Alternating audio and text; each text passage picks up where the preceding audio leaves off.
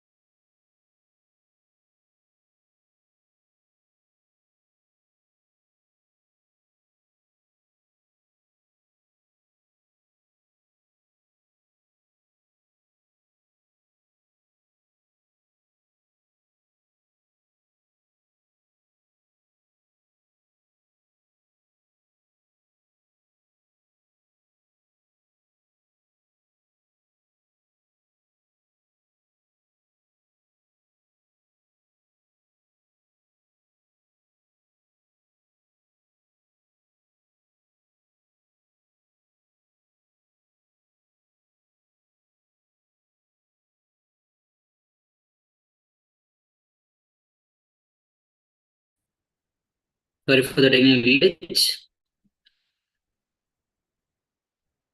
The first is inhale your left nostril. Hold breath.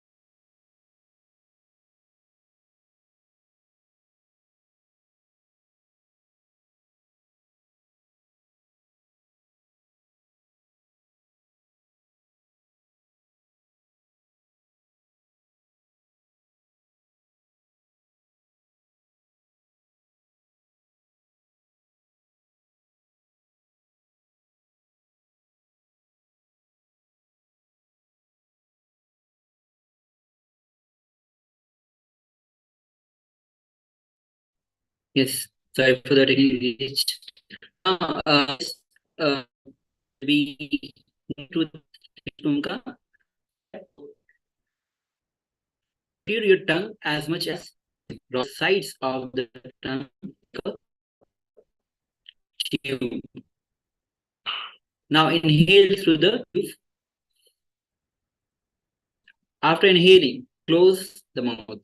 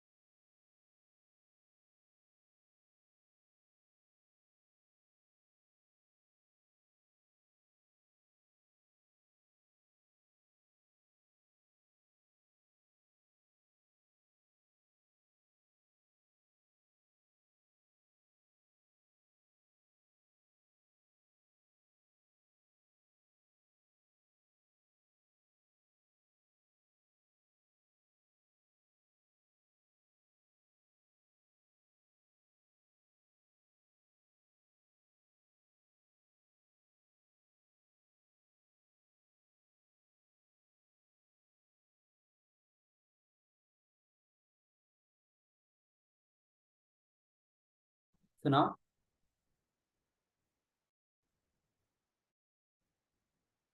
we will be continuing our session, the Kriya of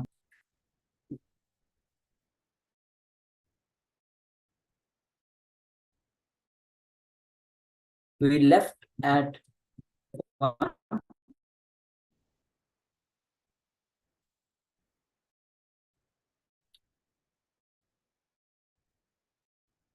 so the first step is that protrude your tongues as like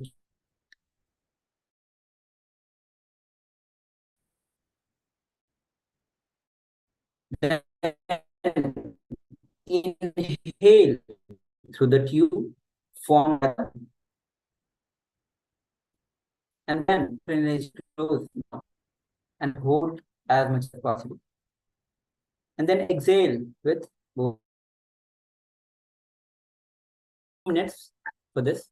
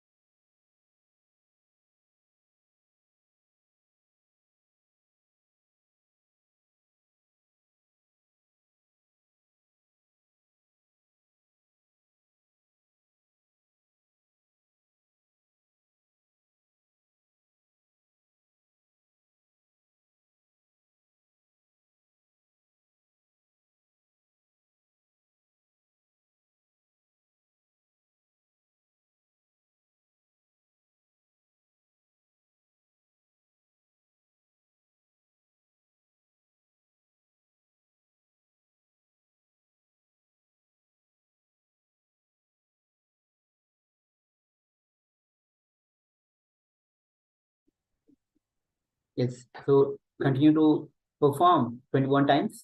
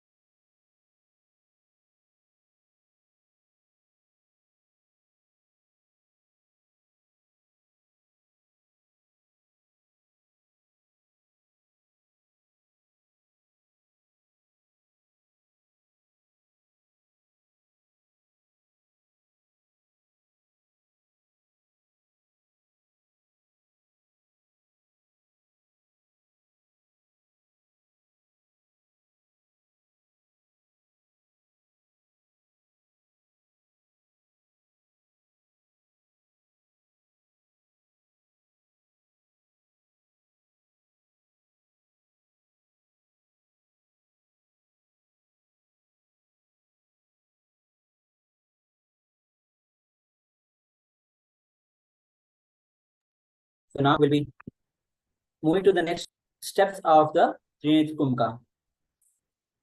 So inhale through the left nostril, hold the breath.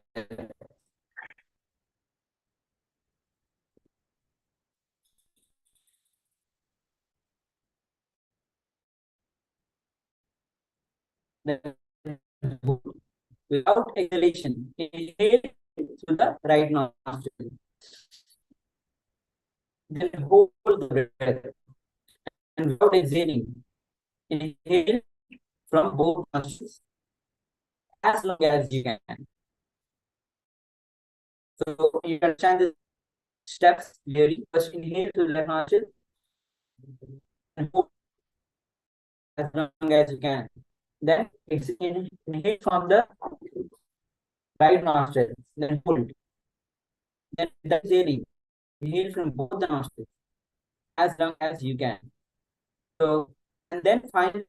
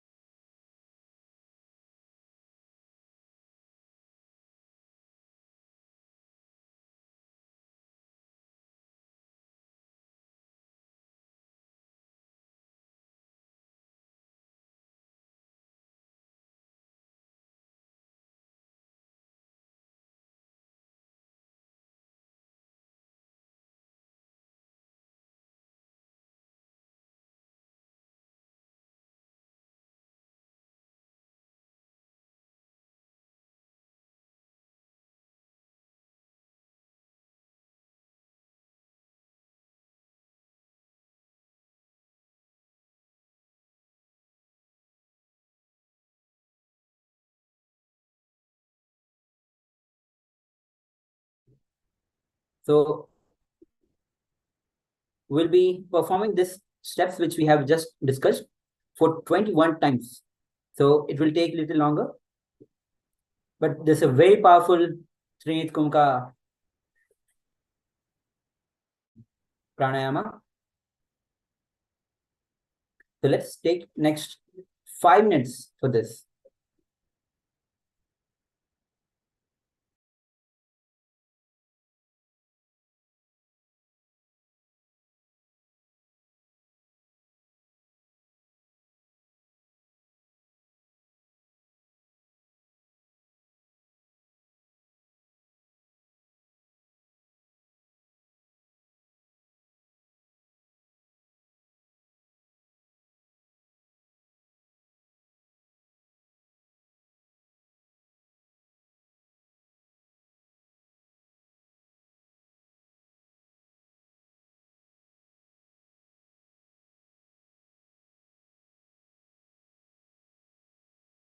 In just over 2 minutes, I'm going to show you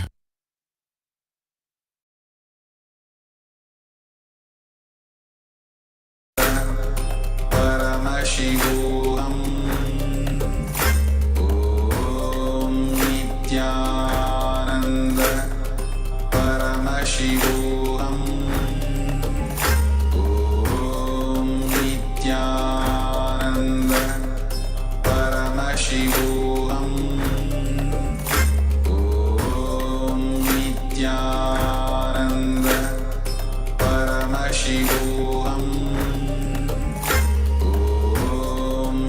Nithyananda Paramashivoham Om Nithyananda Paramashivoham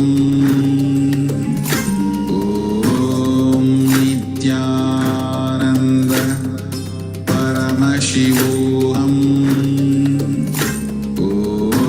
Om Nithyananda Paramashivoham Om Nithyananda Paramashivoham Om Nithyananda Paramashivoham Om Nithyananda Paramashivoham Om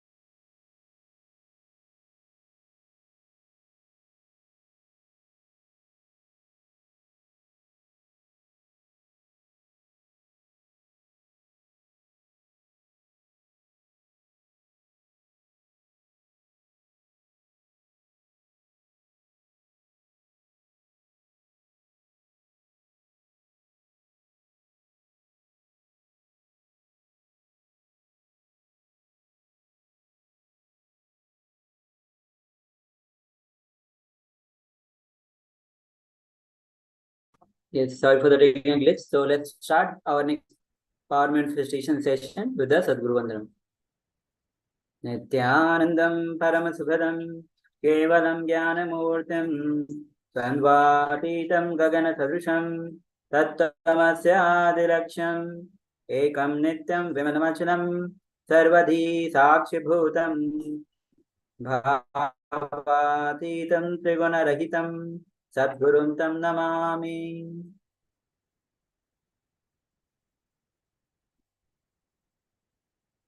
So let's enter into the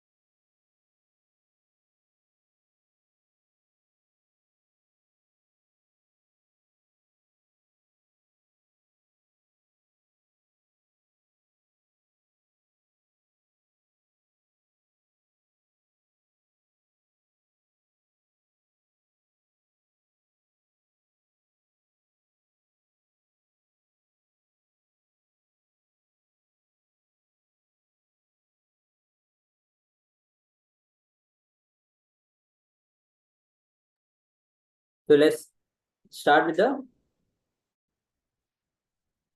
power manifestation section. Power Thagatva.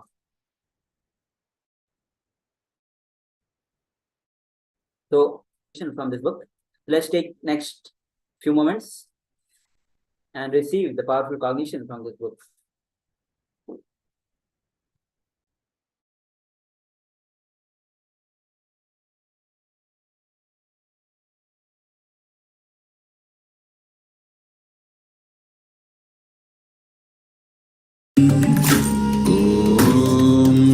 Nithyananda Paramashivoham Om Nithyananda Paramashivoham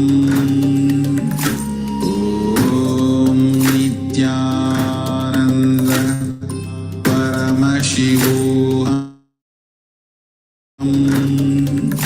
Om Nithyananda Paramashivoham Om Nithyananda Paramashivoham Om Nithyananda Paramashivoham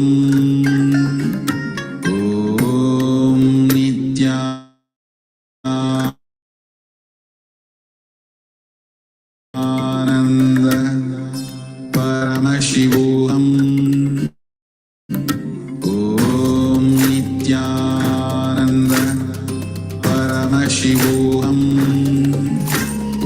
Om Nithyananda Paramashivoham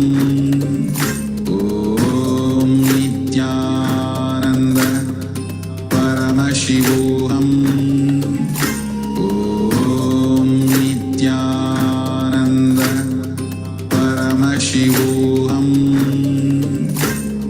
Om Nithyananda Paramashivoham. That we need to follow during this power manifestation. Open the Living Enlightenment book and receive the powerful cognitions.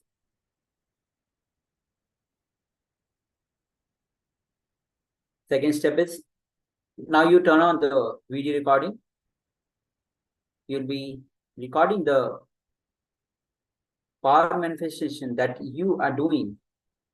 The third step is manifest the page number 12 and 13 of Arunachala book.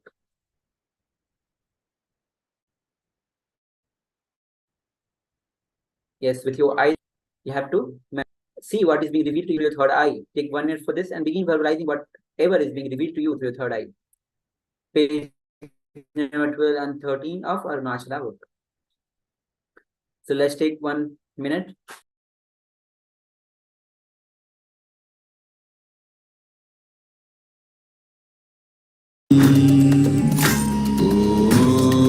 Nithyananda Paramashivoham Om Nithyananda Paramashivoham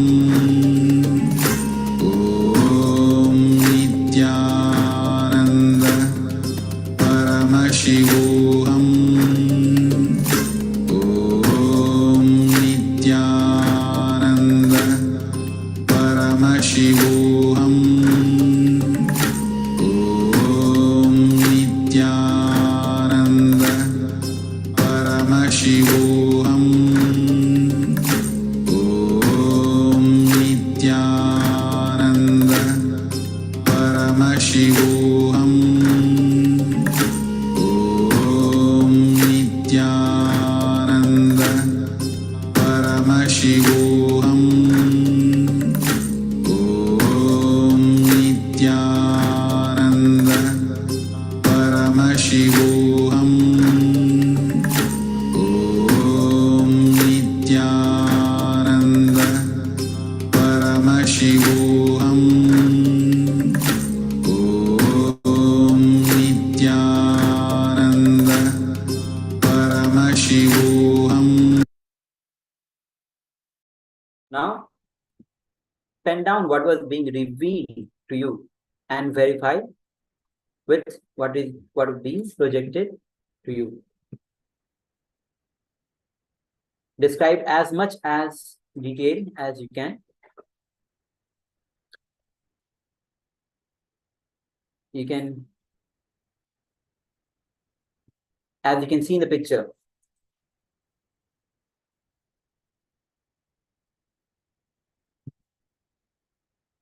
this page number 12 of Arunachala book, where it says a mystical trail, a wondrous journey around the mountain of light that kindles a yearning inexplicable, that draws the soul into pray. What? That raises one to the peak of awareness, that somehow seem to call, come on in my dear child. And the second page is page number 13, where Swamiji is standing.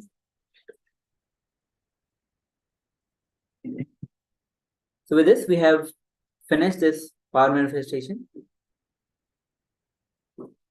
So the video which you have recorded, go on to KAILASA SGH Nithyananda Paramashivam page and share it on events discussion page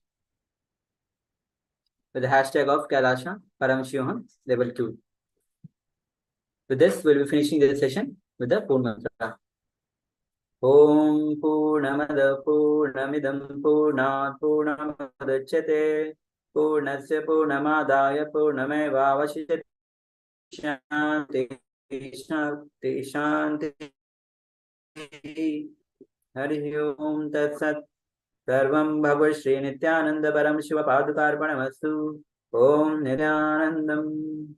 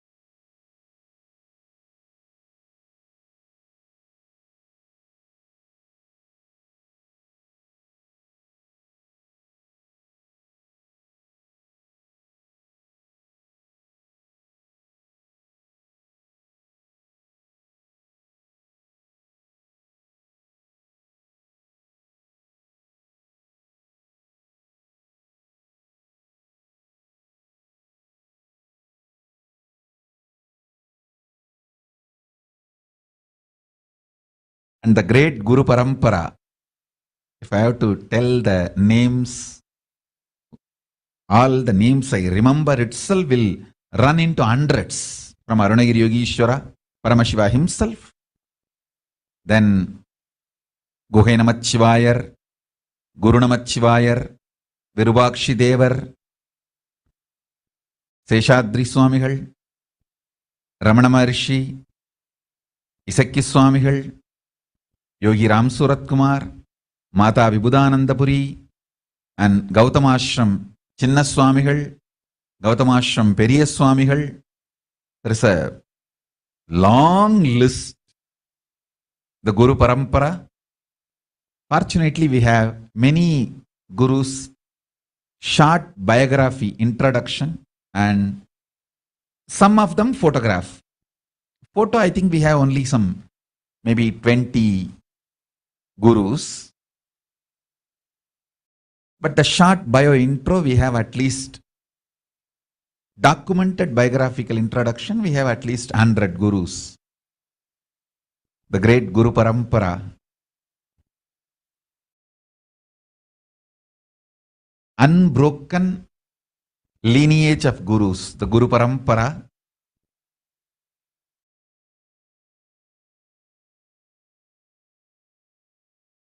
Initiated me, accepted me, and given these great blessings. You can see the photograph of great Brahma Rishi Isakki Swamigal and Mataji Vibhudanandapuri, and me sitting in that Sarvanya Pita, in that same place.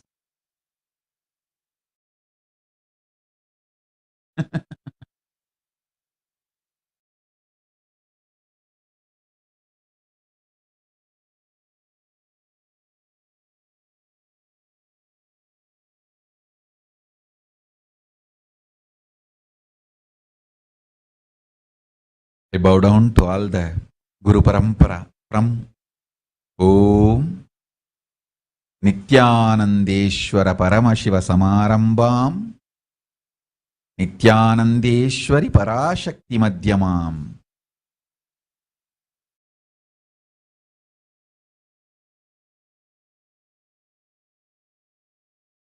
Asmadacharya Paryantam Vande Guru Paramparam.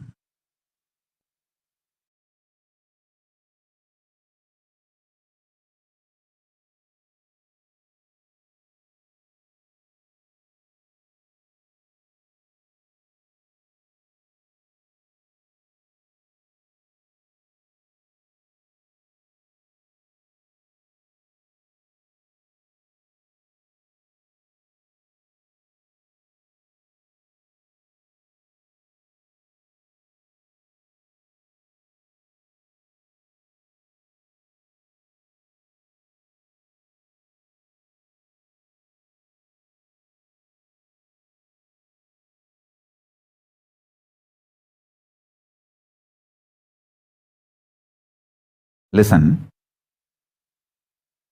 I have various levels of gurus in my life. There were some of my gurus who just predicted I am going to come, the incarnation is going to happen. And before even I came, they left the body. But they were also reason for my incarnation. There are other gurus who predicted I am coming, and the moment they made sure that I am safely landed and they saw me as a baby, then they said, yes, now things are done. They left the body. Like Pundi Swamigal, Pundi Artu Swamigal. He just waited for me to land and settle down in the body. After I was born, I was taken to him. He confirmed and that his father has landed and everything is going well. He just said, my job is done, and he left the body. There are some other gurus who made sure I settled into the body and start manifesting nicely. And made sure I have reached the non-return zone. I won't fall anymore into human zone. I have gone beyond the human zone. And then they left the body. Isakki Swamigal. He realized I have started flowering and I have gone to non-return zone. Nothing to worry anymore. And he left the body. After making sure. I think by 1991 he left the body. Pundi Swamigal left the body in 1978 itself. That same year I have assumed the body, he left the body. After making sure I have settled and everything is okay, and he left the body. Then there are some gurus who continuously monitored and guided, gave instructions how I should be brought up. Like Kanchi Paramacharya, continuously he has given instruction to 238th Guru Mahasannidhanam of Tondemandala Adinam, who was my grandfather and my guru. There are some other gurus who made sure I have fully flowered and then left the body, like Kuppammal and Raghupati Yogi, all of them. They made sure I have fully flowered and then they left the body. There were some other gurus who made sure I have started my public life actively, only then left the body. Yogi Ram Surat Kumar. He waited till I came back to Tiruvannamalai and gave him the assurance that I am continuing the spiritual mission and everything is well, all is well and it is happening. And then only he left the body. In 2000, he left the body. Understand? I am telling you batch by batch. Kuppammal, Raghupati Yogi, Annamalai Swamigal. All of them left the body almost at the same time, in 1 or 2 years. Listen carefully. Only after I started the public life, everything is okay. Visuri Swamigal, Yogi Ram Surat Kumar left the body. There were few gurus made sure even in my public life mission, everything is going well. I have been given continuous guidance and instruction. Only after they were assured everything is going well, they left the body. That is Tiruchi Swamigal. Tiruchi Swami left the body only in 2005. Till then, regularly, I myself will go and fall at his feet and ask for guidance, or he will send his disciples and call me. There are so many witnesses in Bangalore even now. He will send some of his disciples, Chettiars, and tell them, hey, tell Swamiji to come. When I go there, he will ask about every detail and he will instruct me.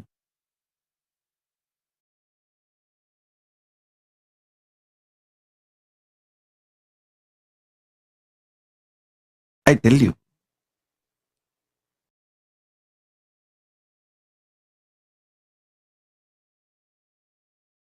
I am brought up by very powerful gurus, most beautiful gurus who took my life as their life. See, actually, I am not a first generation success. I am almost like a third, fourth generation success. 3-4 generations before, the vision, ambition, my guru, Paramaguru, Paramartha Guru, they cherished. My Paramartha Guru poured all his ambition, vision intensely into my Paramaguru. And my Paramaguru poured all his tapas, energy, intention, intensity into my Guru. And my Gurus have poured all their intention, energy, power, tapas, ferociousness, everything into me. I am that intense manifestation. That is why within the 44 years, so much has manifested through me. The intensity of 3-4 generations of my gurus poured into me made all this manifest. And I had an amazing ecosystem of gurus. It's not just one guru. Please understand. I had a beautiful Guru Parampara. It's like a university. I learnt Agama and Shaiva Siddhanta from Muduberum Bulavar Vidwan Panduranganar, Yoga from Yoganandapuri, the science of Aushada from Narayana Swami, and Nirahara Samyama, and the science of Nirahara from Mauna Swami, the science of Advaita Vedanta from Isakki Swami, and experiential Suddhadvaita from Annamalai Swami, Tantra from Mataji Vibhudanandapuri, an amazing ecosystem.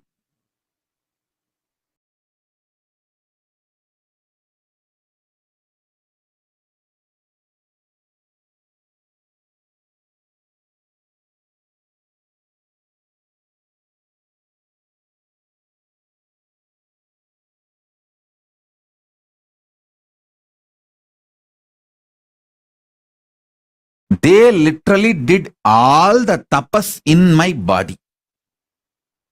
And I will do the same for you all. As long as you are my disciple, you come and sit for the satsang, that's enough. I know what to do inside you, outside you, to make you manifest Paramashiva.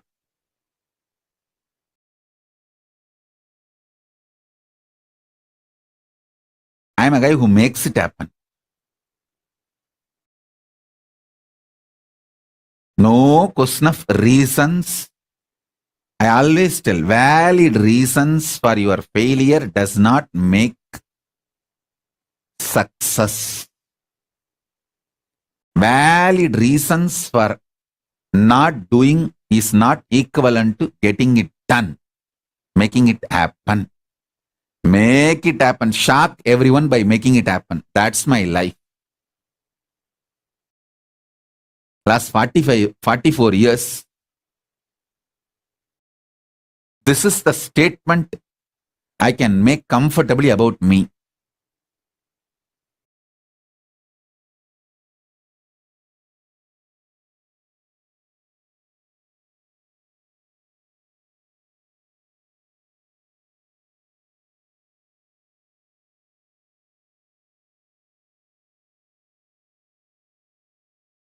Shock everyone, surprise everyone by making it happen. Surprise the people who love you. Shock the people who hate you. But both by making it happen.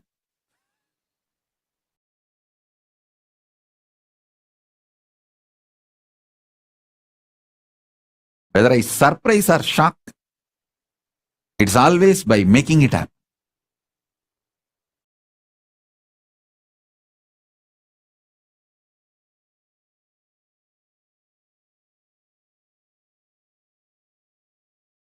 Listen.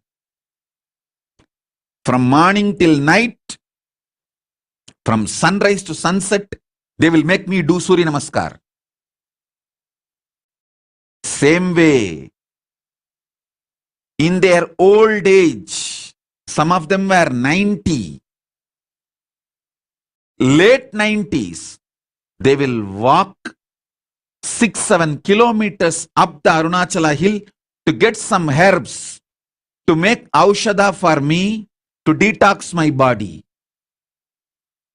They walking up and down Arunachala hill to get the herbs is 100 times more difficult than me doing Surya Namaskar from morning till night, sunrise to sunset. When I see their dedication,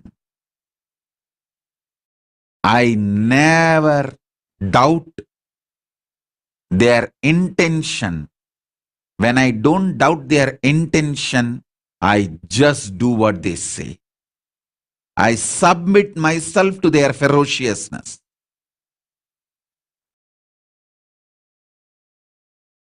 It was such fortunate relationship. And fortunately, in those days, that the law of the land allowed kids to be brought up by gurus. There was no POXO. There was no such law that kids have to be only with the parents. Kids are brought up by the gurus. And I had the fortune, law of the land at those days supported, not now. Now in India that POXO law has come. A guru cannot tell the student. First of all, guru-disciple relationship is broken, and a guru cannot tell the student to do even Topkaranam or Surya Namaskaram more than 3 or 4. It will be considered as a torture and over. If a student or the student's parents complain to the police, over. Fortunately, I had the time where there was no POXO, amazing gurus and amazing parents who pushed me back to my gurus. Extremely loving parents, but absolutely clear and uncompromising. From sunrise to sunset, I would have done Surya Namaskar, which is roughly 11 hours. Tiruvannamalai, sunrise to sunset, usually 11 hours, because the sun setting will be little early because the sun sets behind the hill. So the sunset will be little early. In Tiruvannamalai, it will be seen little early because the hill covers. So those days there is no question of following the watch. We have to follow the direction. If we can see the sun, then I have to start. If the sun is not seen anymore, then I have to stop. So sunrise to sunset, I would have done the Surya Namaskar. Literally, I will feel all my joints are separate and I am separate. My mother will tie the gunny bag, bits, to my knee, to my hands, everything. She knows how I will be feeling.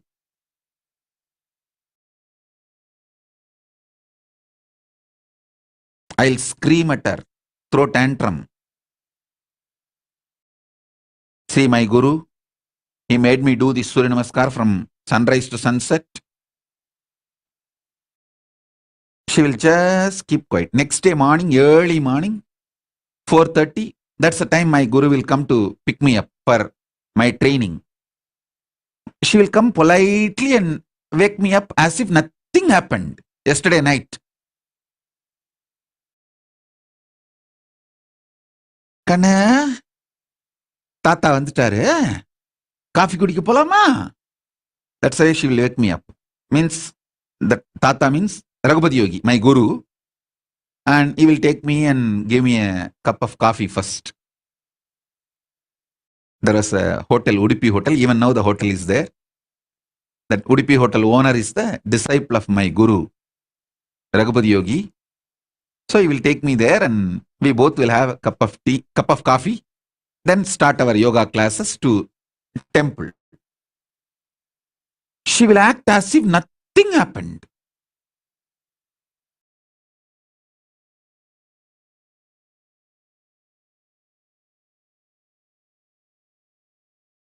Night I would have thrown tantrums, screamed at her. 10 times I would have divorced by my gurus.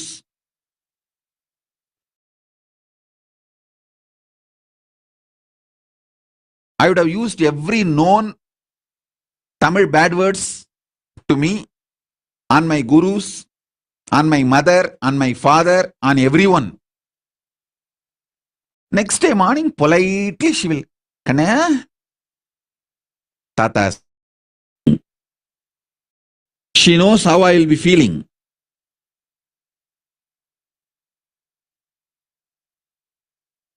I'll scream at her, throw tantrum. See, my guru, He made me do the Surya Namaskar from sunrise to sunset. She will just keep quiet. Next day morning, early morning, 4:30, that's the time my guru will come to pick me up for my training. She will come politely and wake me up as if nothing happened yesterday night. கண்ண தாத்தா வந்துட்டாரு, coffee குடிக்க போலாமா? That's why she will wake me up. Means the Tata means Raghupati Yogi, my guru, and he will take me and give me a cup of coffee first. There was a hotel, Udupi Hotel. Even now the hotel is there. That Udupi Hotel owner is the disciple of my guru, Raghupati Yogi. So he will take me there and we both will have a cup of tea, cup of coffee, then start our yoga classes to temple. She will act as if nothing happened.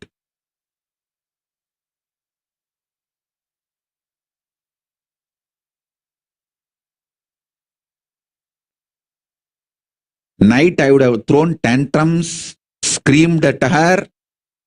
10 times I would have divorced by my gurus.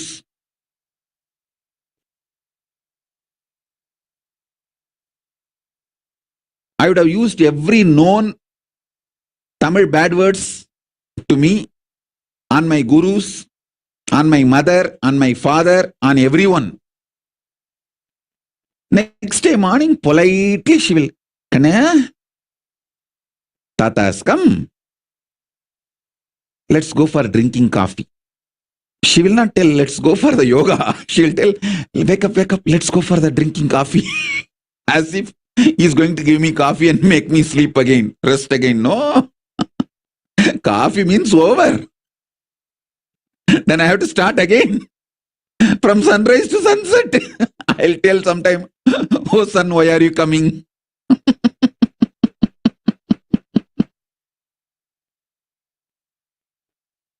But I tell you, now even when I remember all this, feel so grateful to them. See, the greatest sacrifice a guru does is, even when you abuse him, he continues to keep quiet, waits patiently, secretly, and says, it's okay, all right, that is the way life is. And he comes back to you, knowing that you may abuse him again. That's a tyaga, sacrifice a guru does.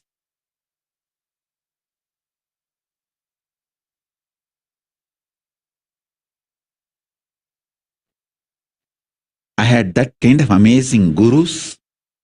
Fortunately, that kind of a legal system where the government has no right to interfere between guru-disciple relationship.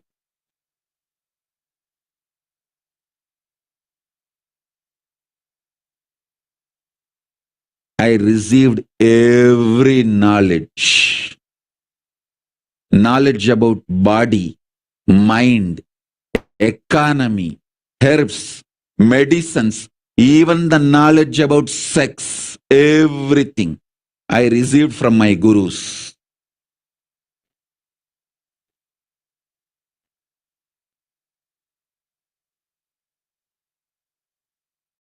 Fortunately, at those days, law, society, ecosystem, above all, my parents, all were supportive.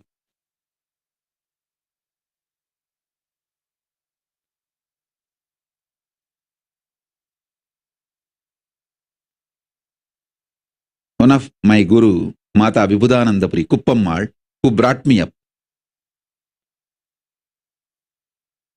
the main few people who collectively took the responsibility of me and worked almost 24/7 for me is Isakki Swami, Mata Vibhudananda Puri Kuppammal, Yogi Yoganandapuri, Raghupati Yogi, Narayana Swami Tata, Tottakkara Tata, that's a nickname, Narayana Swami Pillai.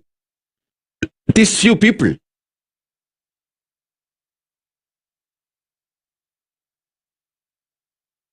Kuppammal will, in her old age, ripe old age, she will climb the hill, Arunachala hill, with just one walking stick to collect herbs for to make aushadha, to detox my body, and come back. When she comes back, I have seen thorns in her leg bleeding. But not only she will not complain, next day after feet are healed, after 2 or 3 days again she will go for next trip to collect the next set of herbs.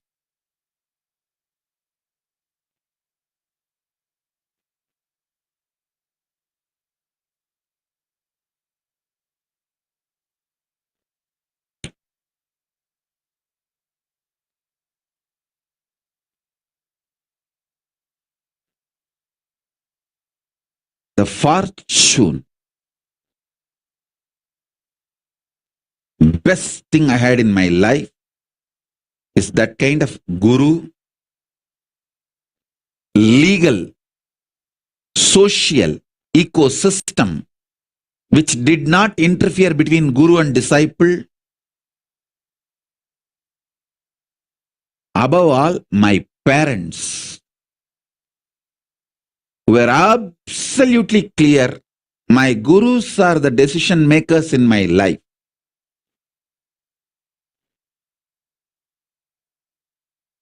Every time I remember their sacrifice, tyaga,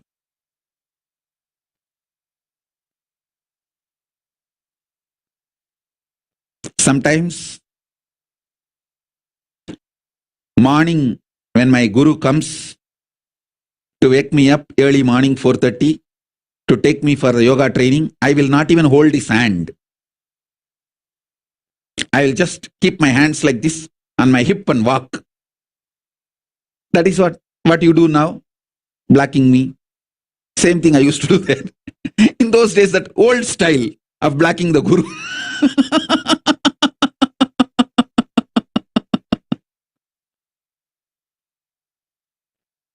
Now in the modern day, the kids block in the Facebook and kids block in the social media. That is modern day way of blocking. The olden days way of blocking is, I will not give my hands, my fingers for my guru to hold. He will hold and walk usually, because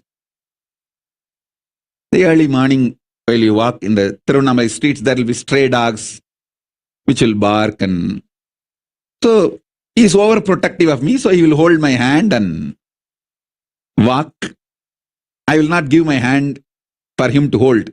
I'll keep it in my hip to show that I am angry. And it is a torture. He is too demanding. So at that time, he will walk behind me, making sure I am safe. And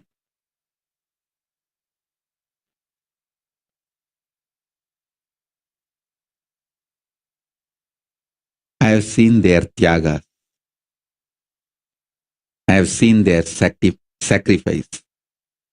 I have seen their love. I have seen how they poured their life into me. I tell you,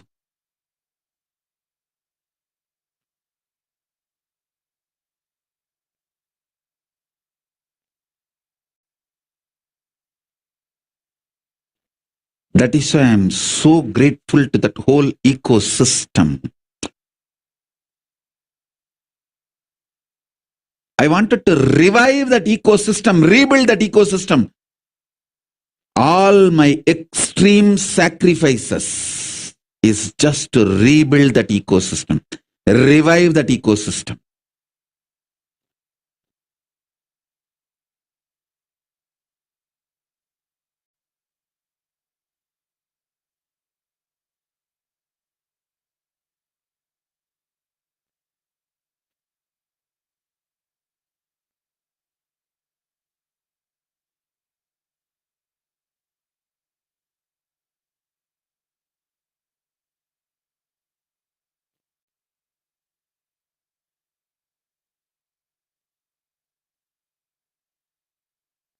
So whenever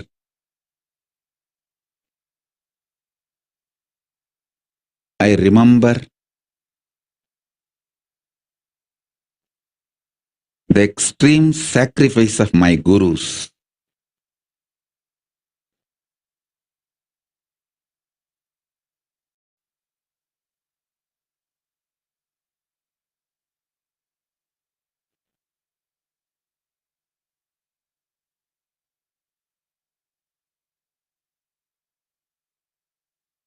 I know they made me. They are living through me. They are manifesting through me. It's just the Guru Parampara, Guru Parampara, Guru Parampara.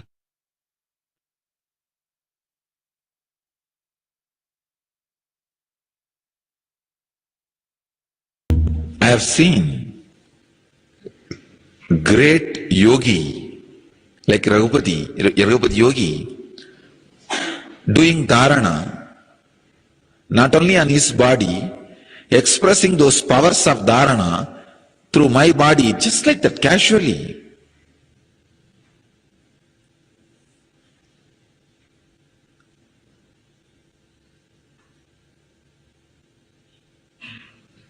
One day, he told me that concentrate on this spot, Kurmanadi, you will be able to see all the stars. I started laughing. I had a very intimate, friendly relationship with him. Still, when I remember, I can cherish it. I had a great reverence, surrender, devotion. With all that, very friendly. I can say one of the important ingredient was there in my relationship with him, which I cherish still now. I was never surprised or shocked by the extraordinary powers he expressed. He said, it's okay. Somehow, in the deep down, even though I have not started expressing those powers at those moments through my body and mind, I just know I have all of them inside me.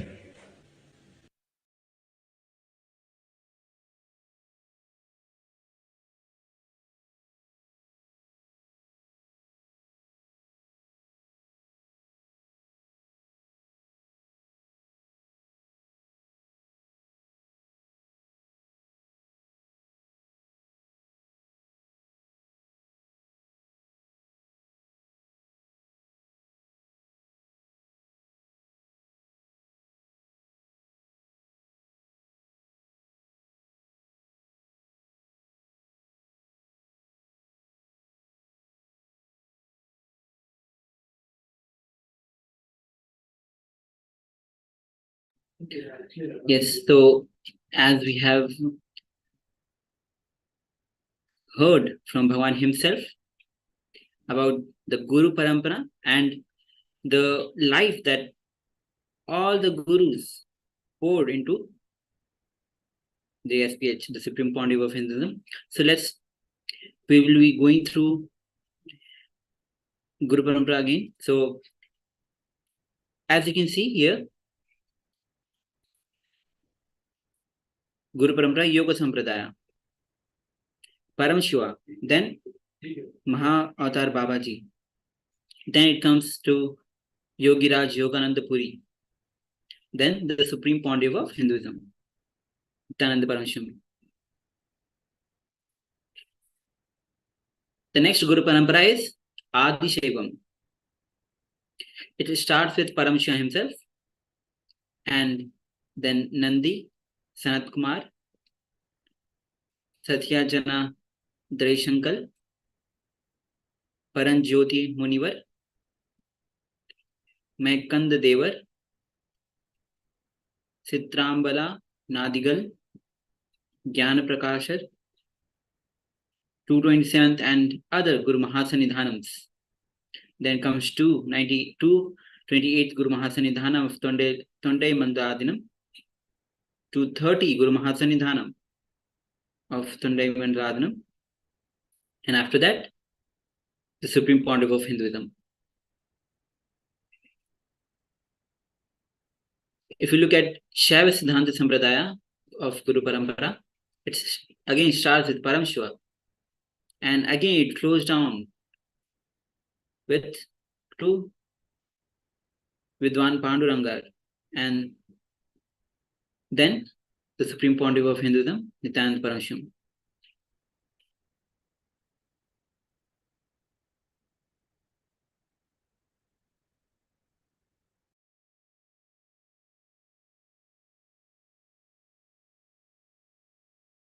The next Guru Parampara is Avadut, healing.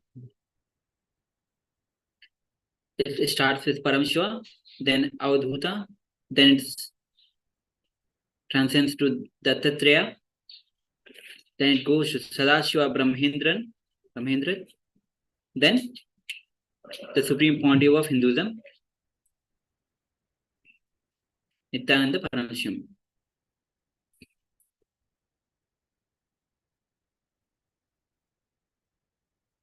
The next Guru Parampara is Arunachala Sampradaya, descending from Paramashiva as Arunagiri Yogeshwara. Now the Paramashiva as Arunagiri Yogeshwara. From there, Arunagiri Yogeshwara, the lineage of Arunachala Sampradaya starts. Then it goes to Guhai Namashevar. Then it goes to Sesadri Swamigal. Then Ramana Maharshi, the famous master. Then Pondi Mahan. Then it goes to Yogi Ramasurat Kumar, and then the Supreme Pontiff of Hinduism, Nithyananda Paramashivam.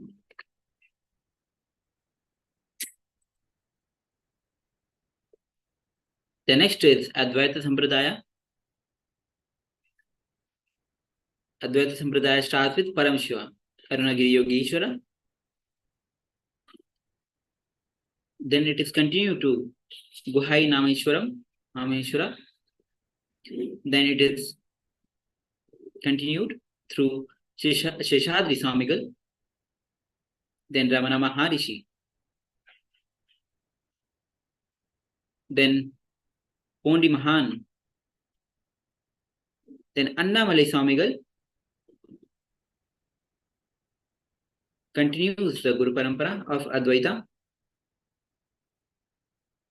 And after Annamalai Swamigal, the Supreme Pontiff of Hinduism, Nithyananda Paramashivam, is the current successor of Advaita Sampradaya.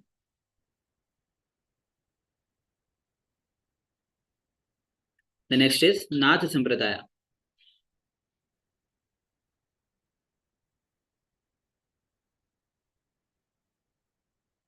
Now this Natha Sampradaya starts with Paramashiva himself, and then goes down, and Gorakhnatha, he is one of the lineage in Natha Sampradaya, Gorakhnatha.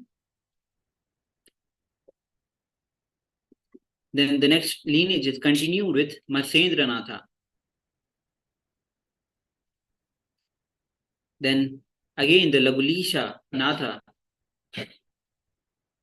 comes and revives the Natha Guru Parampara.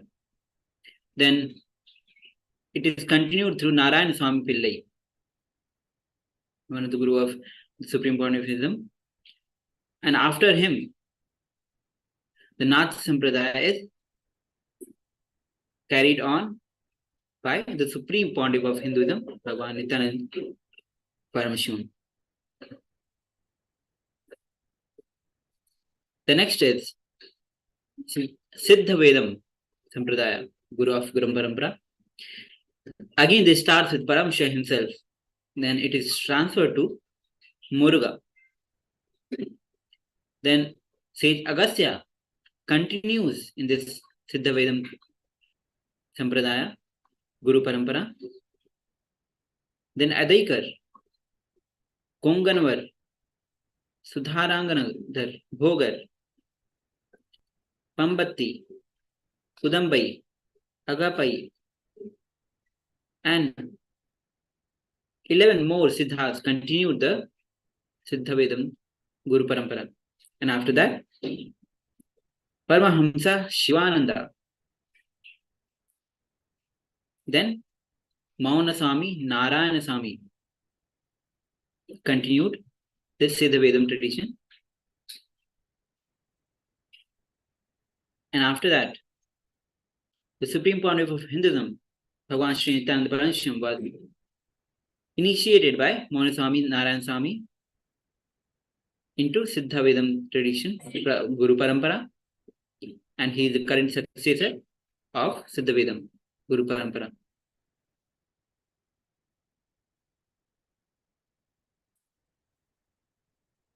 And the Nirahari Sampradaya, Nirahari Samyama of Guru Parampara is again the lineage of Guru Parampara, which starts with Paramashiva and then descends to Muruga, Sage Agastya. Then the Siddhas, Hidaikar, Ponganamar, Sudharandarar, Bhogar, Pambatti, Kundambai, Agapai, and 11 more Siddhas. The next, Paramahamsa Shivananda becomes a successor of this Samyama, Nirahari Sampradaya. Next is Maunaswami Narayana Swami. And after that, the current successor is the Supreme Pontiff of Hinduism, Bhagavan Sri Nithyananda Paramashivam. Now in the next Siddha Parampara, Siddha Sampradaya, Guru Parampara,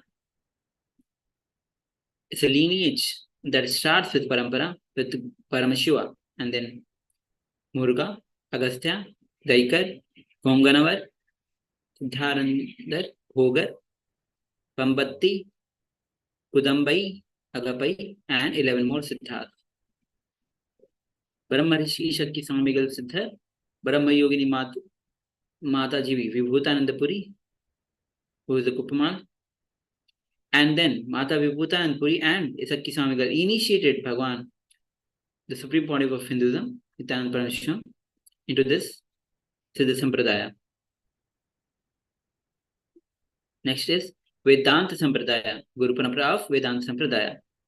Again, it starts with Paramashiva himself, then it is descended, carried on by Narayana, then Padambhava, then Parashakti, then Parashara, and then the great sage Vyasa, Shukha, and then Gaudapada.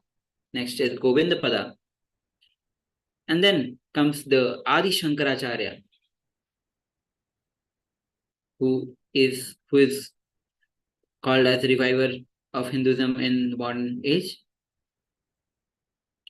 Then Sureshwaracharya, then Totapuri, who is the guru of Ramakrishna Paramahamsa. And the next, Vedanta Parampara is carried on by Ramakrishna Paramahamsa himself. And then Abhedanandapuri. And then it is carried on by Hamsanandapuri.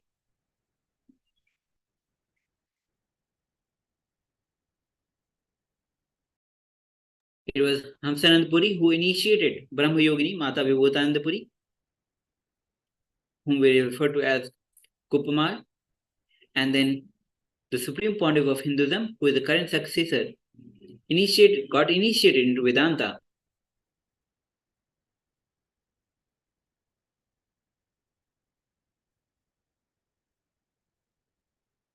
The next is Tantra Sampradaya. The Guru Parampara starts with Paramashiva himself, and then Raja Rajeshwari, Devi Raja Rajeshwari, then Sadashiva Rishi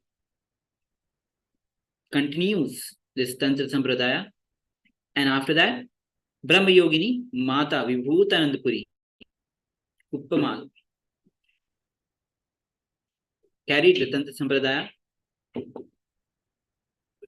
And the next is the Supreme Pontiff of Hinduism, Nithyananda Paramashivam, carried the next Tantra Sampradaya. Now, we have gone through various Guru Paramparas, Sampradayas, traditions, which started with Paramashiva and with Gurus of the Supreme Pontiff of Hinduism. It came down to the various Gurus of Supreme Pontiff of Hinduism and who themselves recognized the SPH as the avatar, incarnation, and they initiated the SPH into various traditions by recognizing that he is actually the current incarnation in this era. Now, the extended branches of Gurus and Acharyas, lineage of Mahavatar Babaji.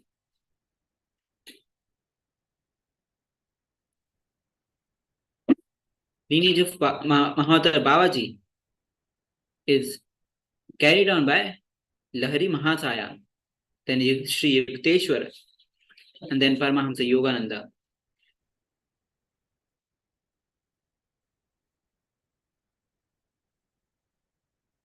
Now, association of Hamsanandapuri. Associates of Hamsanandapuri is Nagagiri Baba.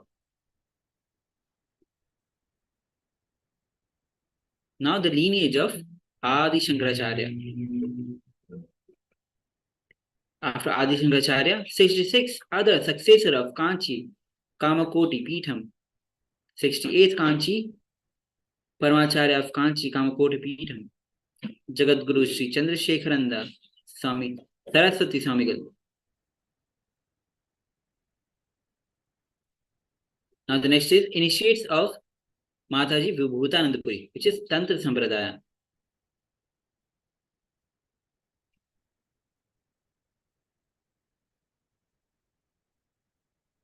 As you can see, Sri Swamigal was the initiate of Tantra Sampradaya from Brahmayogi Mata Vibhutanandapuri, Uppamal. Now the next is disciples of Ramakrishna Paramahamsa. The direct disciple of Ramakrishna Paramahamsa were Swami Vivekananda and Sarada Devi.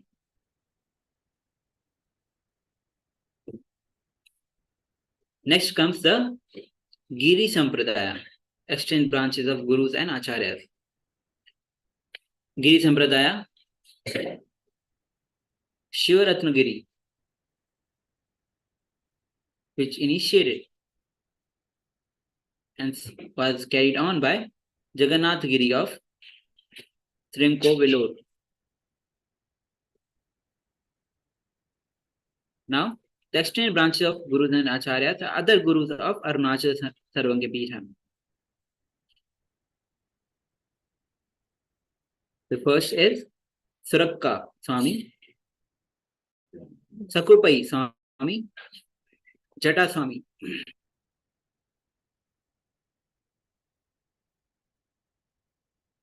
Now we'll be looking on to the direct disciples of Ramana Maharishi.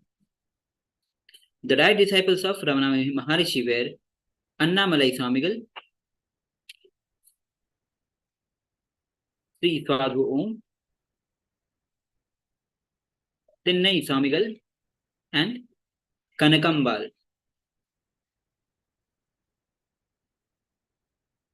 So as you can see in the pictures, there's a picture of Ramana Maharishi, Ramana Maharishi, Annamalai Swamigal, Sri Sadhu Om, and Tinnai Swamigal.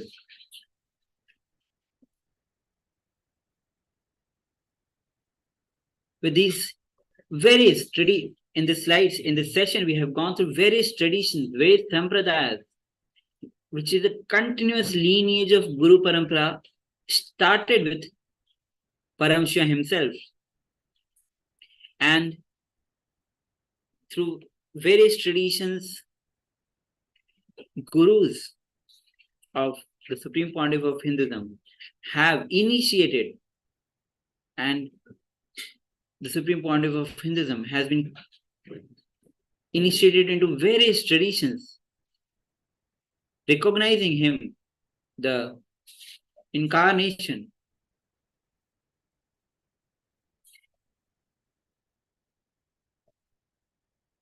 the Supreme Pontiff of Hinduism. He was initiated into various traditions through his close gurus who himself trained him from childhood. And during his wandering times when he was initiated into other sampradayas and through various other lineage, Swamiji has been, the Supreme Pontiff of Hinduism has been initiated into various traditions.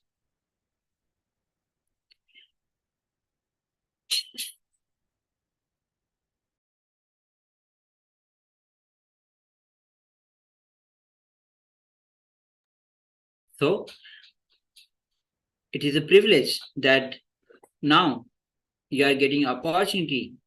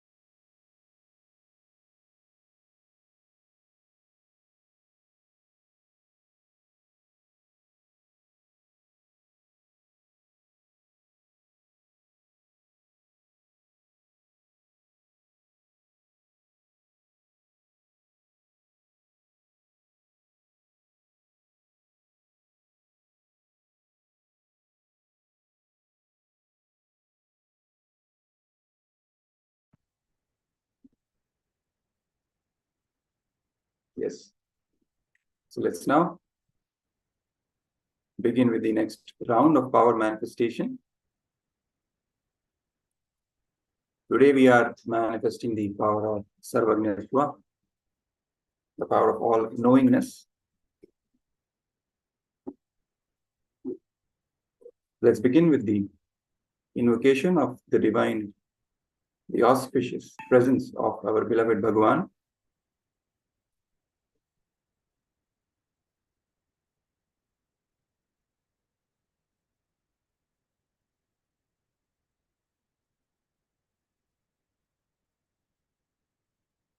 The Supreme Pontiff of Hinduism, Bhagavan Nithyananda Paramashivam.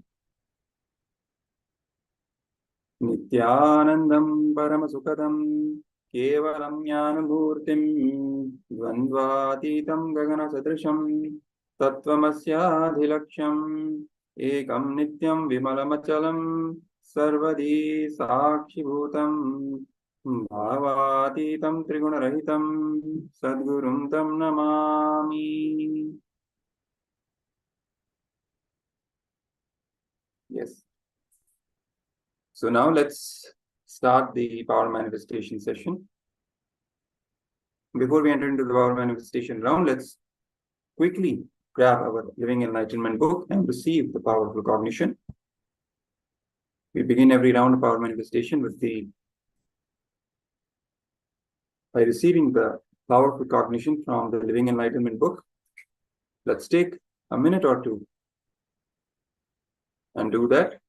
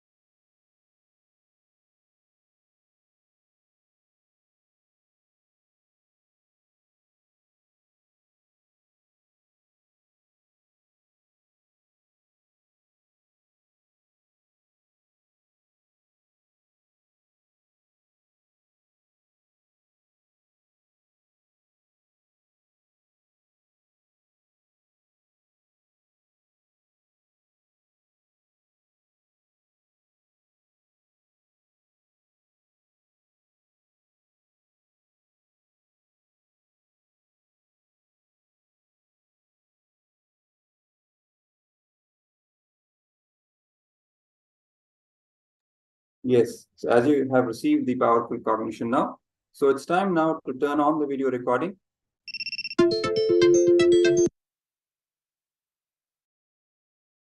So that you can record the power manifestation that you are doing and share it with your friends and family.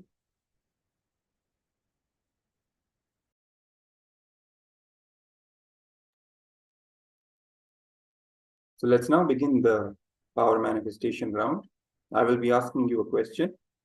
Just with the power of your third eye, start verbalizing whatever is being revealed through the third eye. Take a minute for that. And then pen down what was revealed, or you can put it in the chat window also, or in the comment section of Facebook or YouTube. So let's now begin.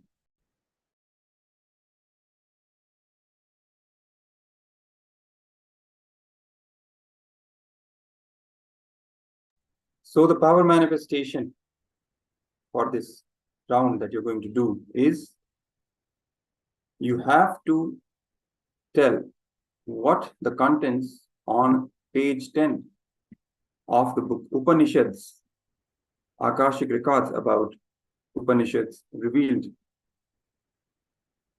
by Paramahamsa Nithyananda. This book is titled, inside this book, on page number 10, what are the contents? Without referring to the book, either physically or the e-copy,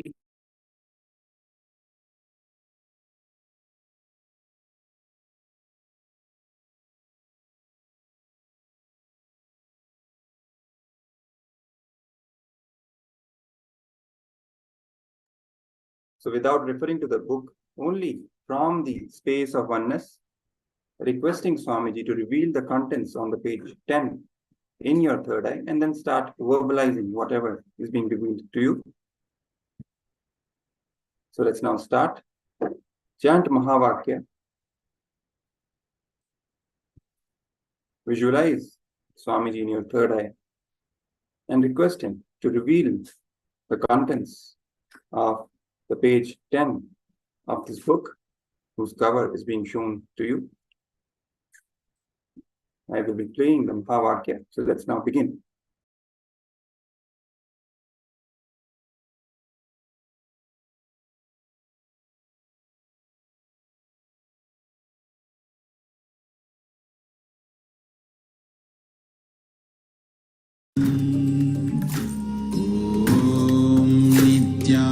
Nithyananda Paramashivoham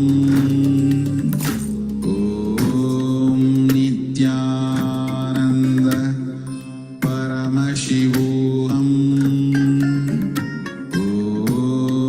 Nithyananda Paramashivoham Nithyananda Paramashivoham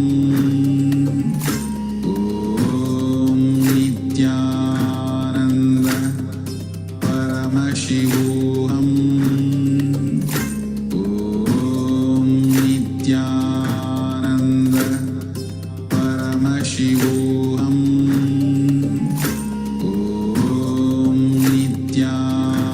Nithyananda Paramashivoham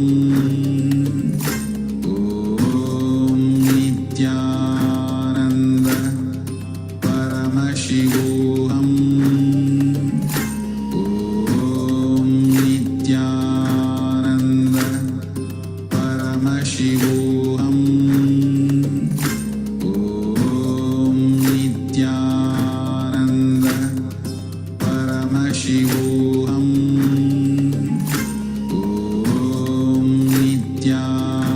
Nithyananda Paramashivoham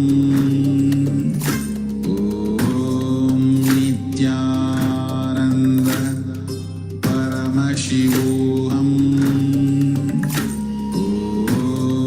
Nithyananda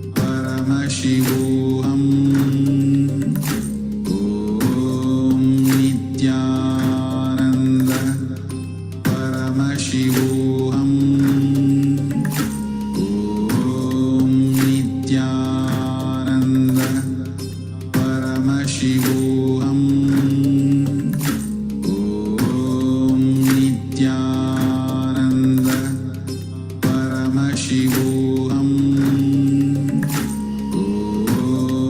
Nithyananda Paramashivoham Nithyananda Paramashivoham Nithyananda Paramashivoham Nithyananda.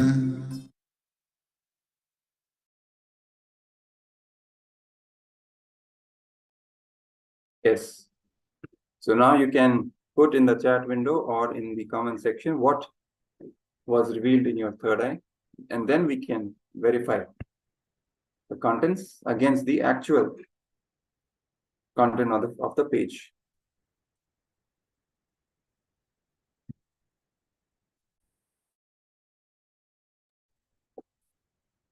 So let's see what is actually there on this page. So this is the contents on the 10th page. As you can see,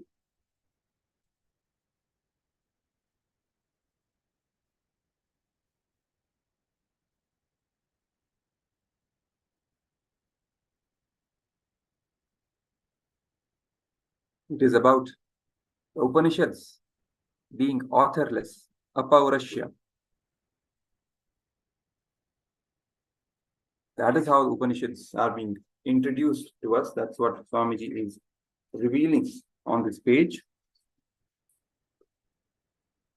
So you can now verify to what extent do you get the contents right.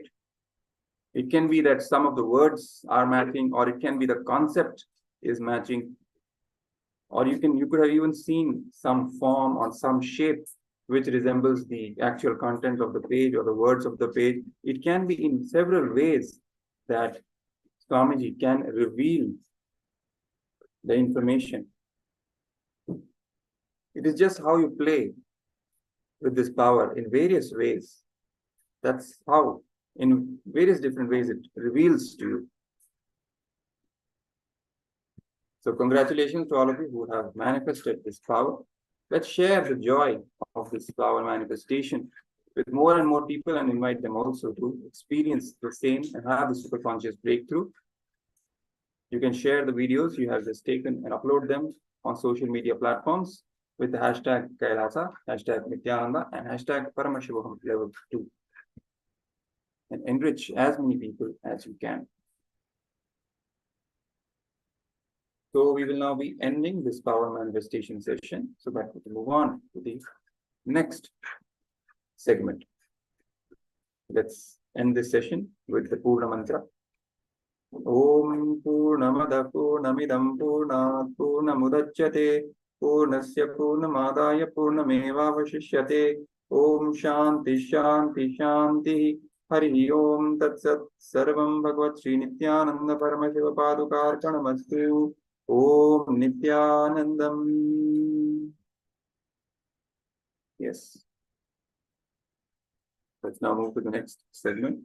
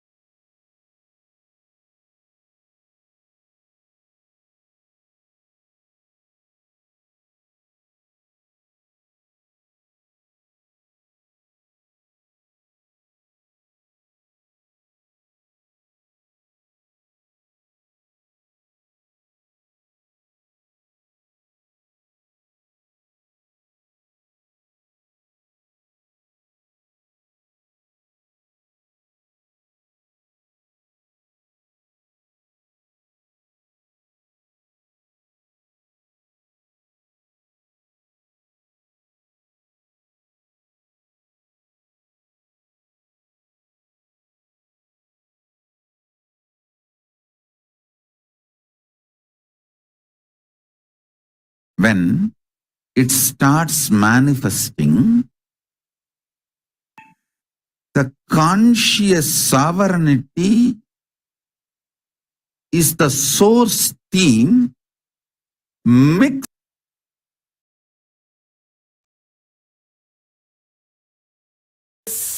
is a lubrication. Conscious sovereignty is the source will.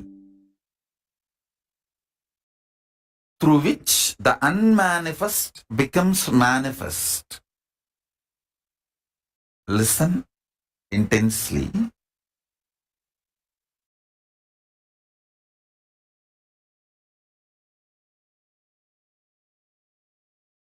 Yesterday I was telling, even in an atom,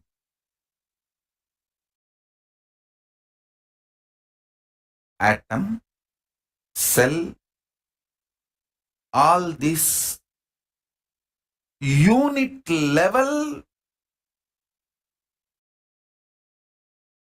existence, molecules, see, different field it is. In biology, you call it a cell. The outer world science perceives molecules, cell, atom, all this from different external, rational, logical, analytical mind and perception. I am talking from the revelations of the greater science called Hinduism. The cosmic science. In the cosmic science, the unit of existence,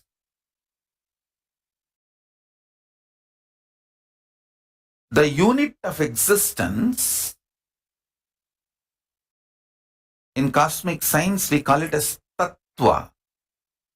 The core tattva, unit of existence, the unmanifest is more than 99.99999%. The outer world science also, modern science also agrees, even in the atom, unmanifest, the vacuum is 99.999%. Only very small. I want all of you to know the modern science, every department in any university, many universities have 30, 40. Some of the top universities have even 300 departments. But the whole department can make you genius only in that one department. I should say knowledgeable. You study your whole life, spend your whole life in that department, you will become knowledgeable only in that department, that field. But the cosmic science I am revealing, if you understand, you will become genius, sarvanya. I tell you, being a sarvanya, genius, used to be the normal lifestyle of Hindus. It is so sad, even the Hindu gurus are not recognizing, acknowledging Hindu educational methodology and not running gurukuls as a mainstream education.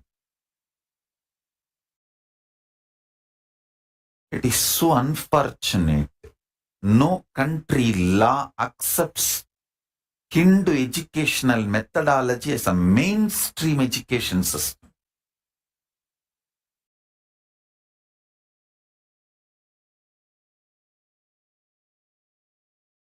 Anyhow, now it is my responsibility, KAILASA's responsibility, to make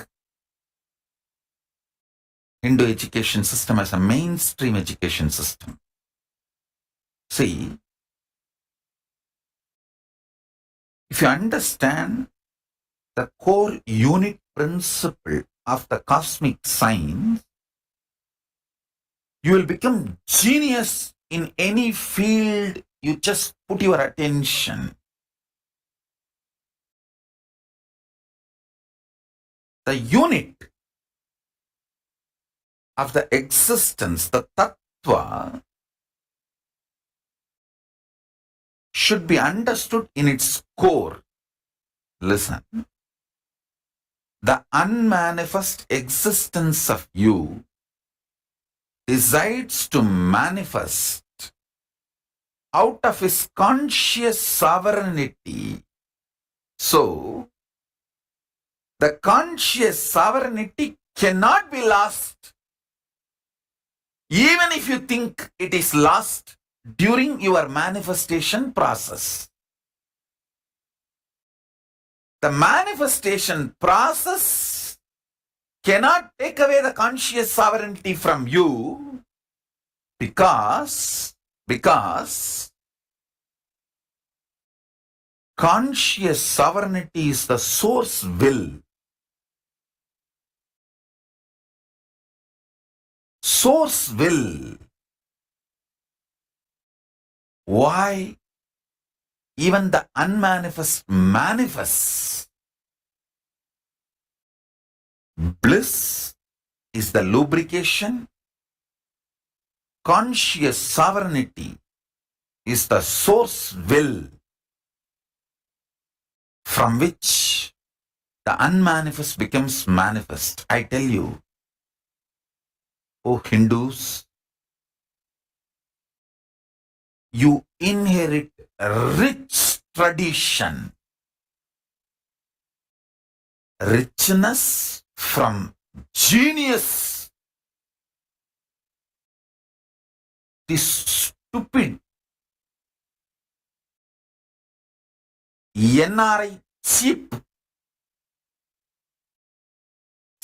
lifestyle. One home, 2 car, 2 kids, green card.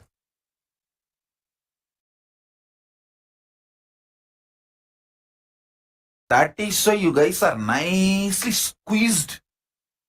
Your whole life is sucked and dumped like a dirt by 50 by the global tech giants. Working for global tech giants is the hell and curse. And the Hindus who don't want the genius lifestyle and who opt for mediocre, cheap way of existence. It's a curse you guys brought upon yourself. Every senior manager or director or CEO, NRI sitting not just in US and Canada or UK, anywhere in the world, look back, your grandfather or great-grandfather must be Sadavadani, Dasavadani, Ashtavadani, bloody inheritors of Avatani Sampradaya. Avatanis means genius. Sarvanyas, Avatani Sampradaya. You fools are having pride being a manager, senior manager, director of tech companies. It's a punishment.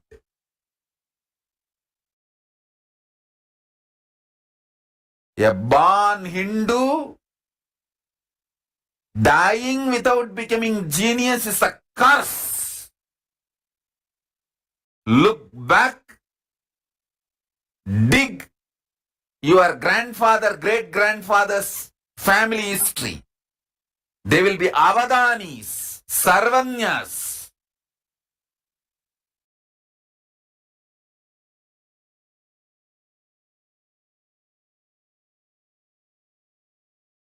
Appetite for being genius is the educational method of Hinduism. Understand? Education for all to make living is the preliminary education in Hindu tradition. Hindu tradition, till the age of 14, the Kulattul, the family knowledge for making living will be given. That is preliminary education, basic education. But Gurukul education is for refining the personality and making you genius. Making you genius is the education of the Hindus. Appetite for being genius. See, even the family name you carry, Chaturvedi, means genius in 4 Vedas. That community only carries the word called Chaturvedis. Trivedis, Tivaris. Trivedi, Tivari. Title means genius in 3 Vedas. 3 fields of knowledge. Dvivedi, Dube, Dvivedi, all of them are genius in 2 branches. All these titles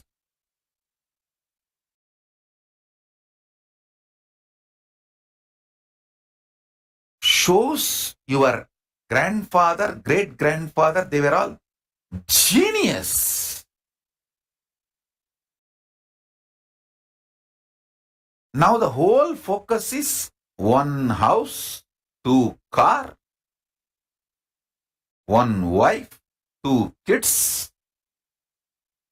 And I am telling you, most of the Hindus, almost I can say 99% of the Hindus do not know we had an amazing hospital system,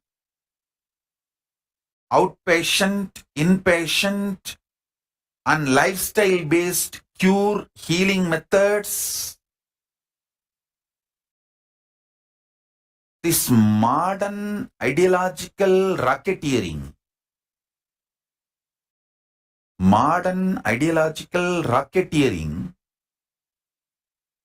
has destroyed our indigenous knowledge system, medical system, lifestyle system, even the business methodology system.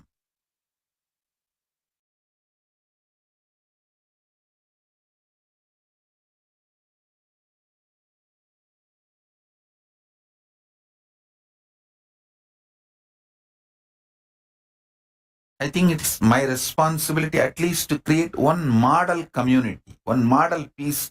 I have to create and show that it is possible for the Hindus to get confidence and courage. The appetite for being genius and the Hindu education system, Hindu knowledge transmission system. Actually, we should call it as a Hindu knowledge transmission system. It's not just education system. Education word is too poor. We don't educate, we just do knowledge transfer, I tell you. All the arts a Vishwakarma father mastered in jewelry making, he will transmit the whole thing by the age of 7 to the child, and after that everything the child learns will be the father plus. It will be specialization of what he got from father. That is why I call it Hindu methodology of the knowledge transmission is not ordinary education. Just through the body language, the way, in their very vibration, from the very muscle memory and biomemory and the DNA, the child grasps the whole thing from the father by 7. And from 7 to 14, he refines himself. he excels. Then from 14, it's all about becoming genius.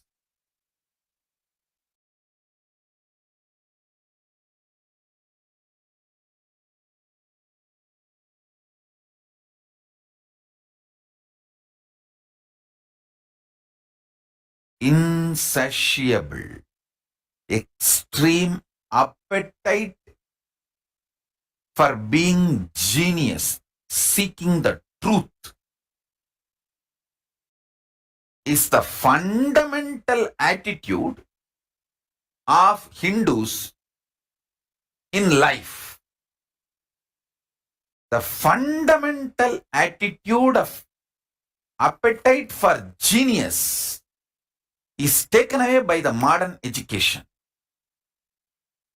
making Hindus mediocre, making them believe this one house, two kids theory, one house, two cars theory.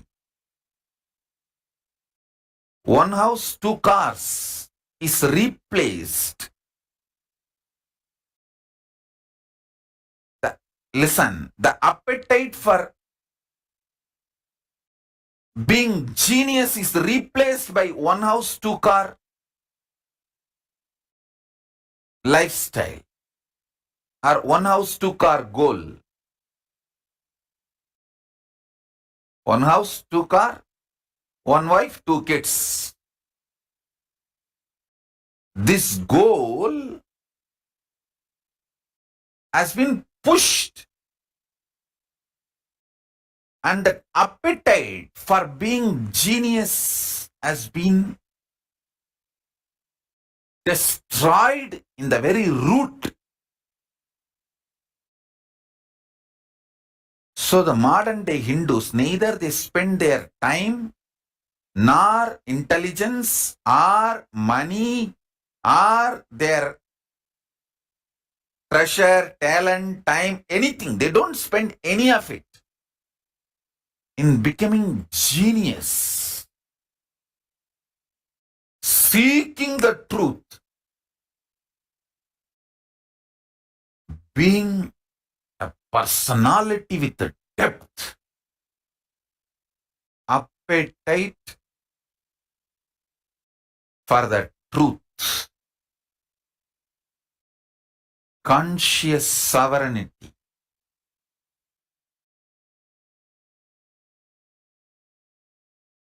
appetite for the highest reality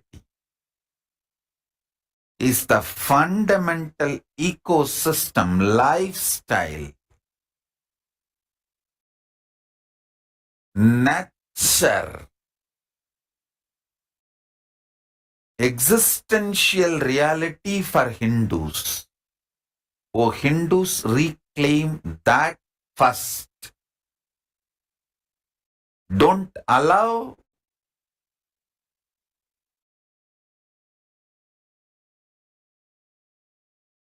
this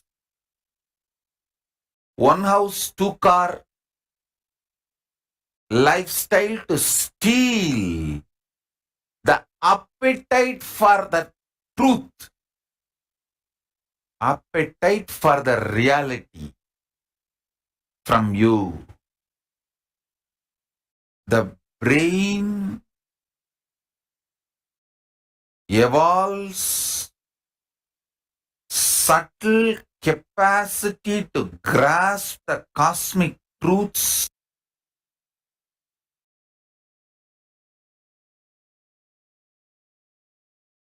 existential reality for Hindus.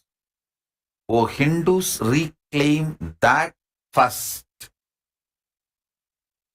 Don't allow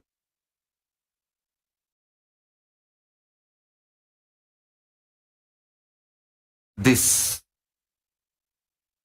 one house, two car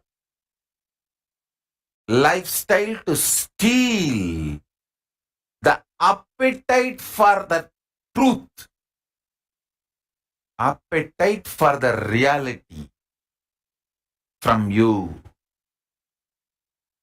The brain evolves subtle capacity to grasp the cosmic truths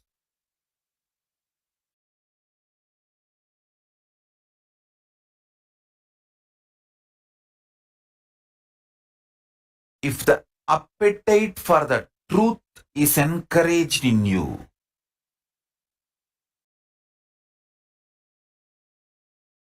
Seeking conscious sovereignty is awakened in you.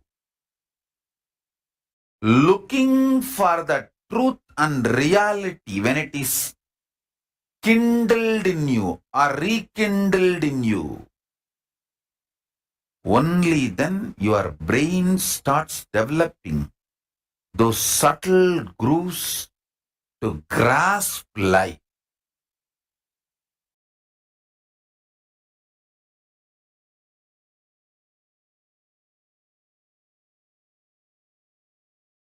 I really sincerely bless you all to awaken conscious sovereignty and seeking for the conscious sovereignty. Seeking the truth.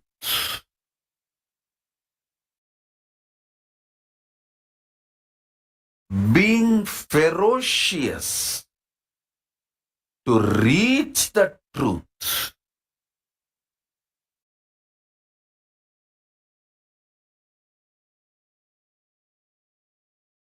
First, be genius. What is the meaning of genius? Search for the truth is the center of life. From that, make a six-pack body. From that, make billions of dollars. From that, make all the relationships you want. From that, manifest all the powers you want. Create what you want. Enjoy what you want. Celebrate what you want. Destroy what you don't want. Be deluded when you want. Be liberated when you want. But centered on your conscious sovereignty. Listen. People who search for the truth in the field they have chosen in their life, they become genius.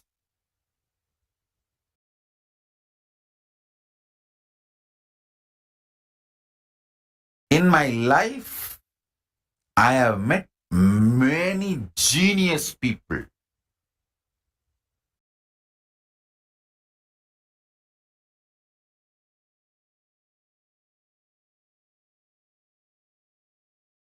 In Tiruvannamalai alone, I have met at least 50 genius people.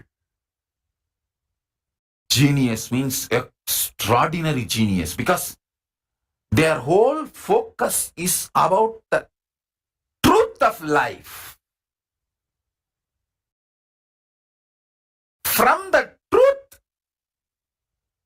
whatever they want to manifest, they can manifest, and they manifested that what they need and lived it.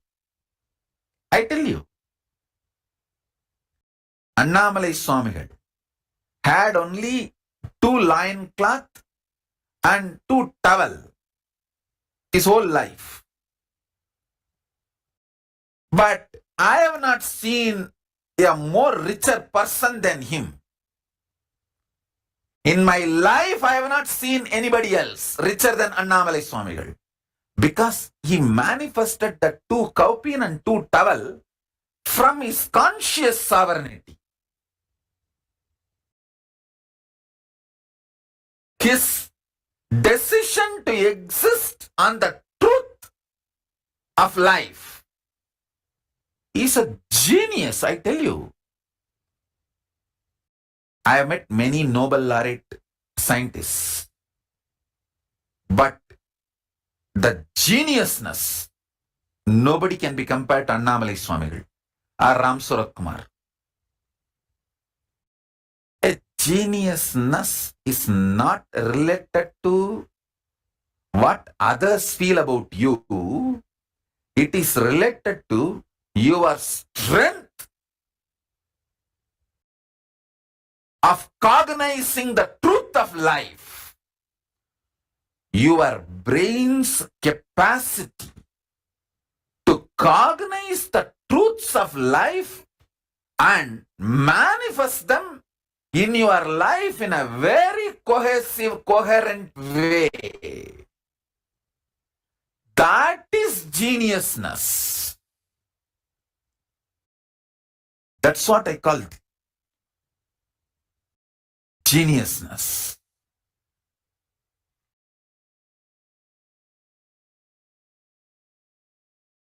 Neither Annamalai Swami will want third cowpea, nor he would have accepted even if people forced it on him.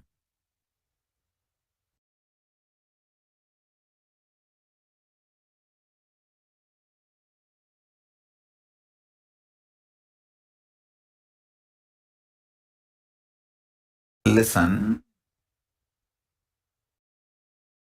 I am not saying you also live with just 2 cowpea and 2 clothes. No.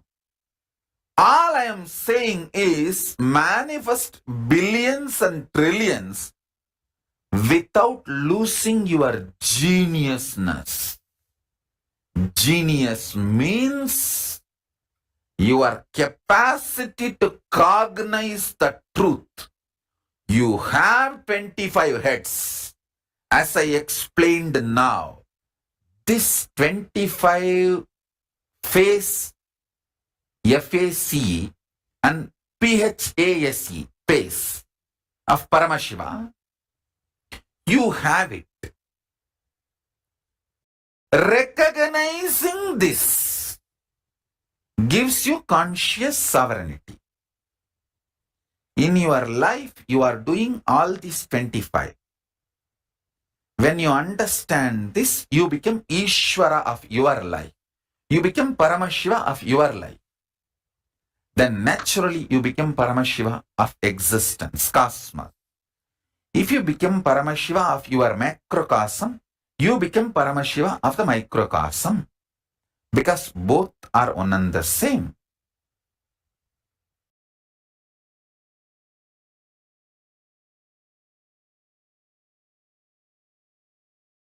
Ability to cognize this is geniusness. Geniusness is not just stealing some theories here and there. Seeking the truth intensely makes you genius, not just some award, reward, theory, somebody accepting you. It is the intense commitment to discover the truth. Ability to cognize the truth in your brain.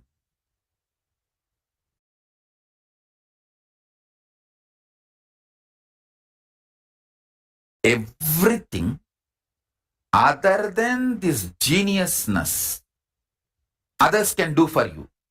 Money, others can earn for you. Clothes, others can get for you. Food, others can get for you. Everything others can get for you. But the seeking of the truth, only you have to do for yourself. Becoming genius, only you have to do for yourself. Nobody else can do it for you. I can give you Shaktipada and Shaktinipada. Make this Shaktipada and Shaktinipada happen between Paramashiva, me and you. I can do that. But deciding to cognize that conscious sovereignty, only you can do it for you. Decide to be genius.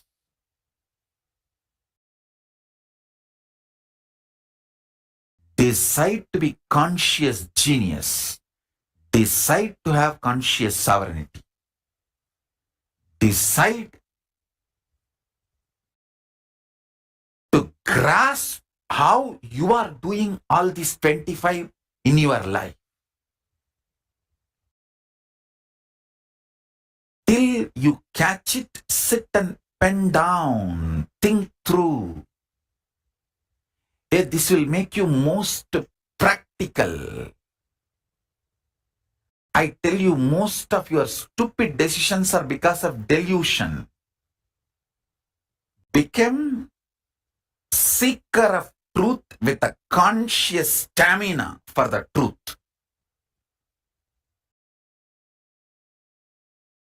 Seeker for the conscious sovereignty with a stamina. You will become genius and your practical life will become most beautiful. I am not talking some otherworldly.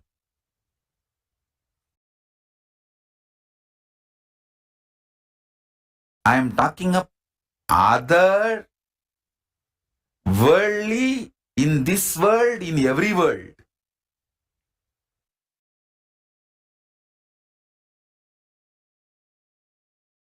Start with, see, all of you are addicted to some habits, some things.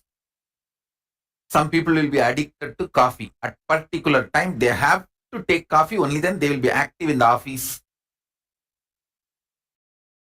If you are addicted to coffee, just one day try the time you are supposed to take coffee, use Mahavagya inside you to create the energy, excitement, inspiration you need to carry on with your life, which you get only from coffee. One day, without coffee, just through Mahavagya, try to have. If you are choosing to be my disciple, it means if you are choosing to connect with the introduction I am giving about me, then the best Mahavagya for you is Om Nithyananda Paramashivoham, because it directly connects you with a living manifestation, like live spiritual umbilical cord. Try to replace Mahavagya instead of coffee. Same way, if you are addicted to your gadget, you can't be without your gadget, that nudge. Then just one day, keep it away and try to sit with Mahavagya. Just one day. I tell you,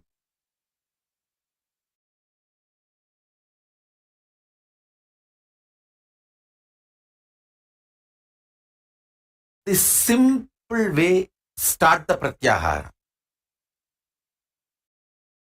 If you are absolutely addicted to this comfortable cushion bed, just one day, try to sleep on the floor.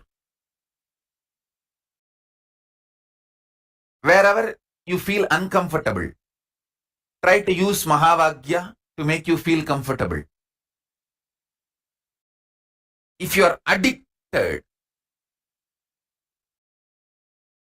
to some music, keep that music aside. One day, try to listen to Mahavagya continuously. I tell you,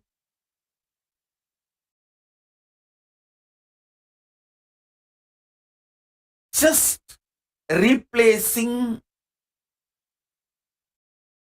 few of your addictions with Mahavagya and feeling the freedom will give you tremendous strength and power.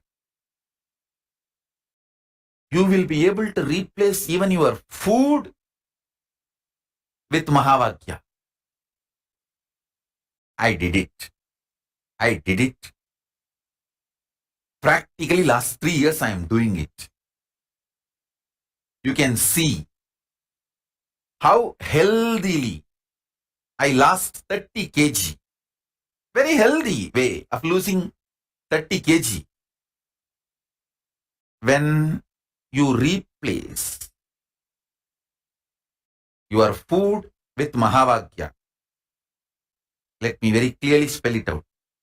Using Mahavagya in your stomach and not putting any external food into it, or reducing the quantity drastically, 90%. When that kind of pratyahara starts happening in you, dry fasting, just water fasting, all this becomes too easy. Not only that, listen, it is not just for weight loss. Please understand, I am not teaching you weight loss technique. No. You make your whole body deeply purify itself to the core biomemory level. I tell you, when you get out of the addictions like a coffee, tea, you get out of actually the addictions like continuous irritation. You see, continuous irritation is kind of a drug. You feel compelled only if you have the drug, you can work. No, not required. Not at all required. You don't need a continuous irritation as a drug for you to function. Understand very clearly. So when you break one addiction, you break multiple addictions.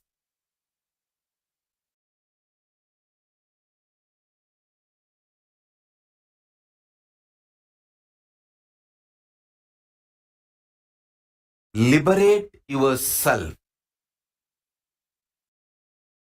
from all addictions by declaring your conscious sovereignty over your senses. Try to replace Mahavagya instead of coffee. Same way, if you are addicted to your gadget, you can't be without your gadget, that nudge. Then just one day, keep it away and try to sit with Mahavagya. Just one day. I tell you,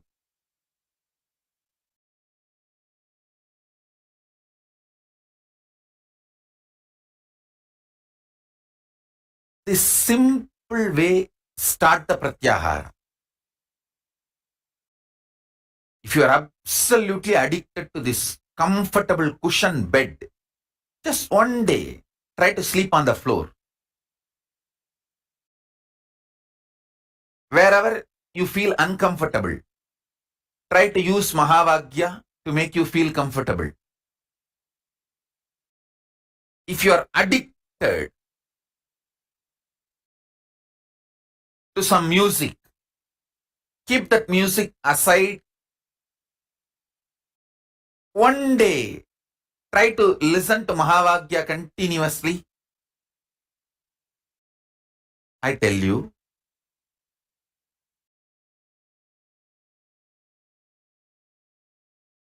just replacing few of your addictions with Mahavagya and feeling the freedom will give you tremendous strength and power. You will be able to replace even your food with Mahavagya. I did it. Practically last 3 years I am doing it. You can see how healthily I lost 30 kg. Very healthy way of losing 30 kg. When you replace your food with Mahavagya, let me very clearly spell it out. Using Mahavagya in your stomach and not putting any external food into it, or reducing the quantity drastically, 90%. When that kind of pratyahara starts happening in you, dry fasting, just water fasting, all this becomes too easy. Not only that, listen, it is not just for weight loss. Please understand, I am not teaching you weight loss technique. No. You make your whole body deeply purify itself to the core biomemory level. I tell you, when you get out of the addictions like a coffee, tea, you get out of actually the addictions like continuous irritation. You see, continuous irritation is kind of a drug. You feel compelled only if you have the drug, you can work. No, not required. Not at all required. You don't need a continuous irritation as a drug for you to function. Understand very clearly. So when you break one addiction, you break multiple addictions.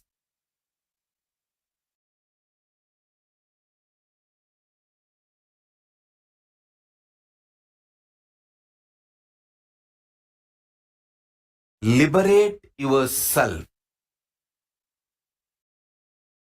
from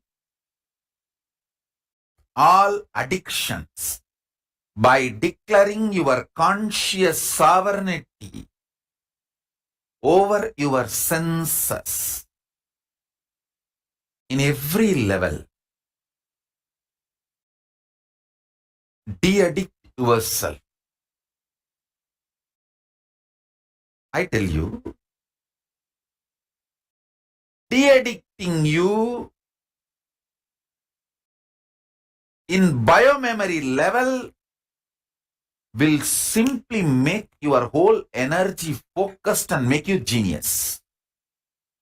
To become genius, you don't need to do anything special. Just if you de-addict yourself from all the addictions, your whole energy will be so focused, alive, awakened. You will simply become genius.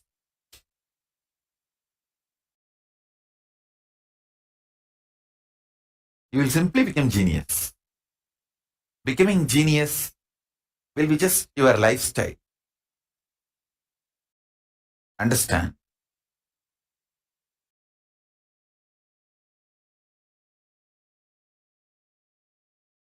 I'll give you now one simple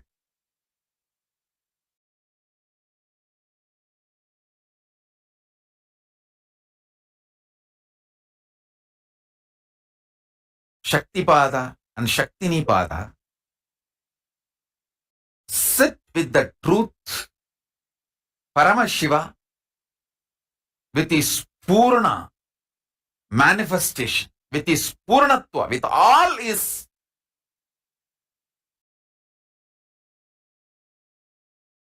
auspicious, with all his manifestations. He is sitting inside you and celebrating himself, enjoying himself. The conscious sovereignty is the real education you need to have. Sarvanyatva is the real education you need to have.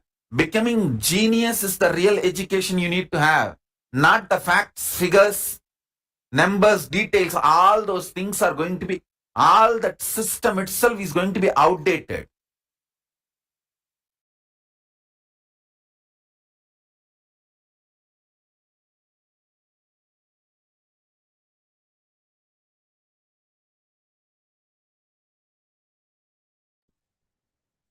Yes. So after this wonderful series of powerful cognitions revealed by the Supreme Pontiff of Hinduism, let's now move to the next segment.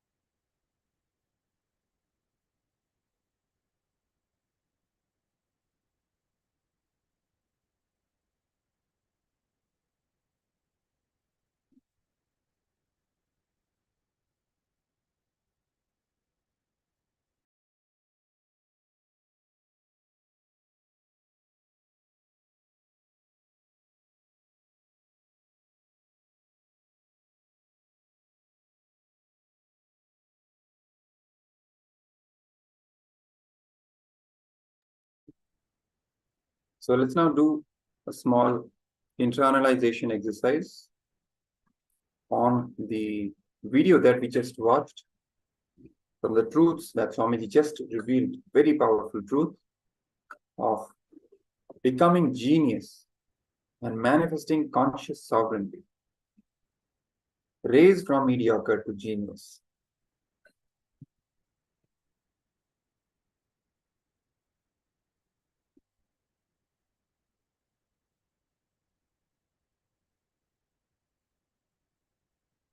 "25 faces and phases of Paramashiva, you have it," as the Supreme Pontiff of Hinduism just revealed. Creating creation, manifesting creation, destroying creation, deluding creation, liberating creation. Then maintenance. Maintenance phase itself goes through 5 phases, 5 cosmic actions. Maintenance being created, maintenance being maintained, maintenance getting destroyed, maintenance being deluded, maintenance getting liberated. Then comes destruction phase, also going through these 5 phases. Destruction getting created, destruction getting maintained, destruction getting destroyed, destruction getting deluded, destruction getting liberated. The delusion itself getting created, delusion getting maintained, delusion getting destroyed, delusion getting deluded, delusion getting liberated, liberation getting created, liberation getting maintained, liberation getting destroyed, liberation getting deluded, liberation getting liberated.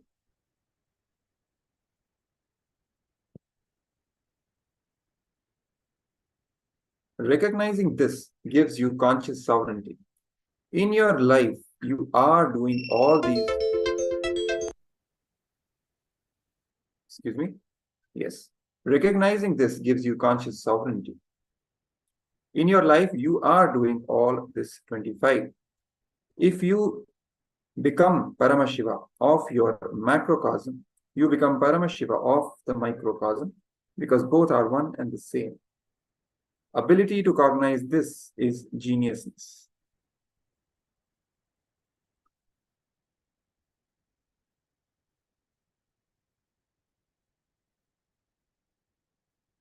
So let's now enter into this small exercise.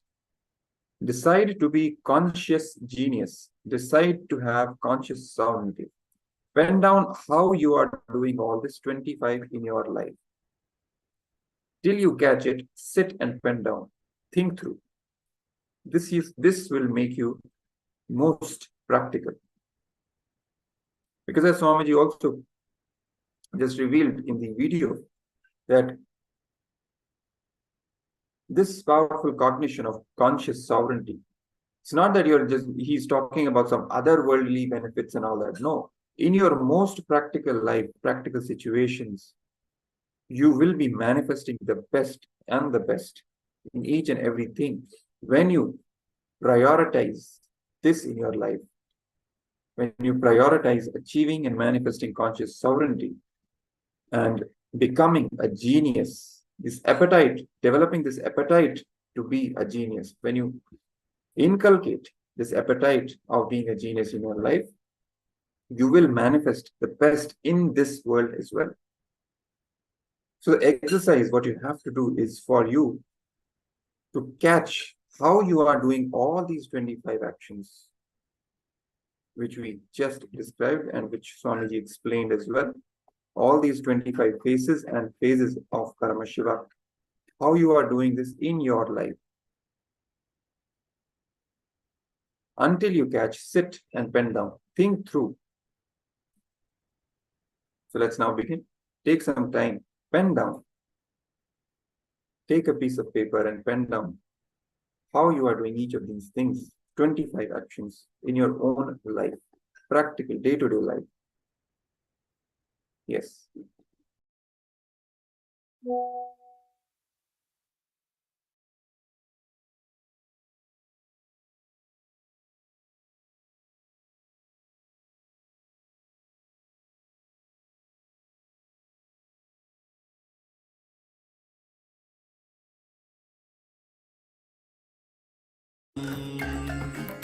Om Nithyananda Paramashivoham. Om Nithyananda Paramashivoham. Om Nithyananda Paramashivoham. Om Nithyananda Paramashivoham. Om Nithyananda Paramashivoham. Om Nithyananda Paramashivoham. Om Nithyananda Paramashivoham. Om Nithyananda Paramashivoham. Om Nithyananda Paramashivoham. Om Nithyananda Paramashivoham. Om Nithyananda Paramashivoham. Om Nithyananda Paramashivoham. Om Nithyananda Paramashivoham.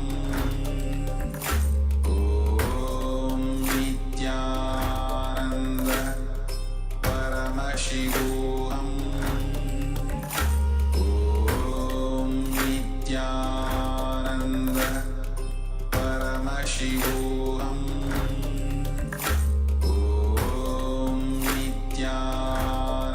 Nithyananda Paramashivoham. Om Nithyananda Paramashivoham. Om Nithyananda Paramashivoham. Om Nithyananda Paramashivoham.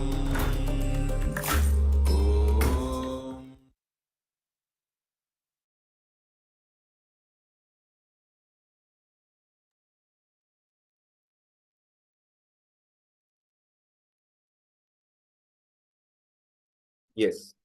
Hope you have all pen down how you are manifesting these 25 acts in your own life. Because when you catch this, it is going to make you genius. It is going to awaken conscious sovereignty in you. It is your conscious decision which is required to be a genius in your life, not to settle for mediocrity.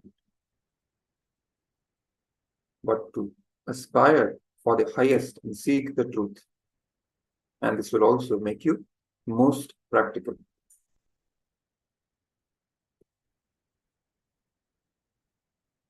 So we now end this session with the Purna Mantra, and we will move to the power manifestation session after that. Let's fold our hands in the Namaskar Mudra and chant the Purna Mantra. Om Purnamadah Purnamidam Purnat Purnamudachyate Purnasya Purnamadaya Purnamevavashishyate. Om Shanti Shanti Shanti. Hari Om Tat Sat. Sarvam Bhagavad Shri Nithyananda Paramashiva Padukarpanamastu. Om Nithyanandam.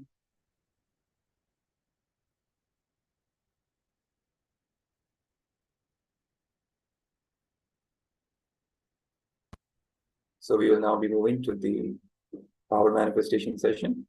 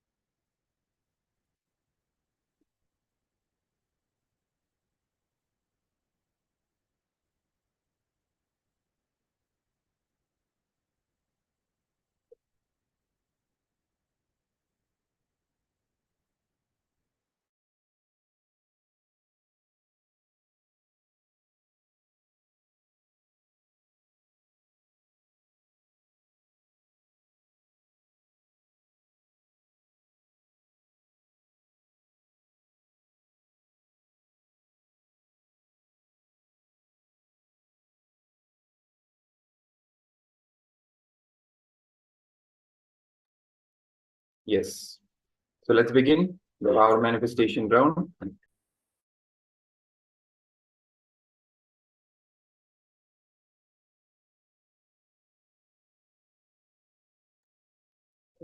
Let's start with the Sadguru Vandanam, invoking the auspicious presence of our beloved Guru, Swamiji, the Supreme Pontiff of Hinduism, Bhagavan Nithyananda Paramashivam.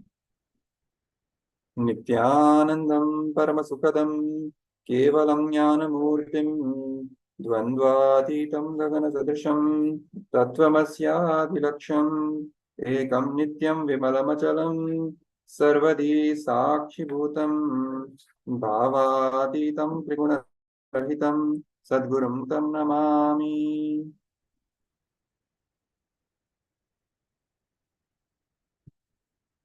We are going to enter into the next round of the manifesting the power of Sarvajñatva.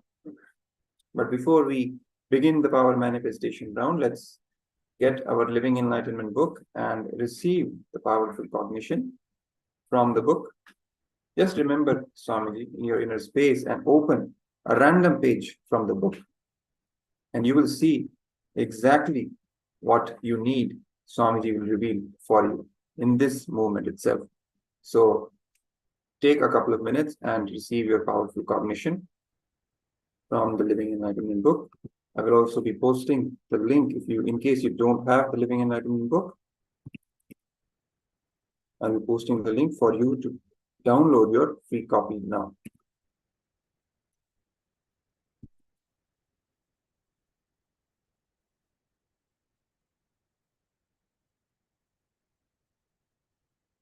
Yes.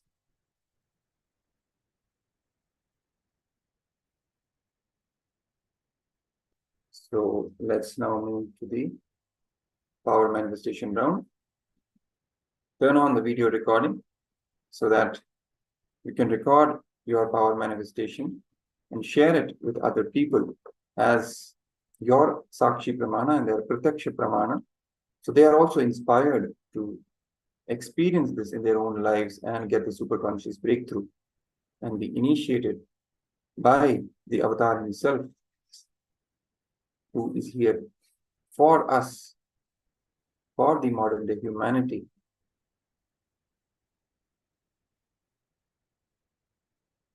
Yes. So after we have turned down the video recording, let's now start the power manifestation.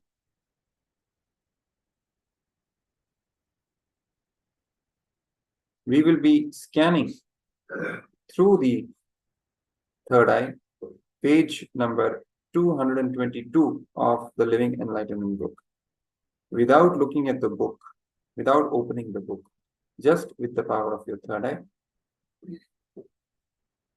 chanting Mahavakya, invoking the space of oneness with Swamiji, visualizing him in your third eye, requesting him to reveal the contents of the page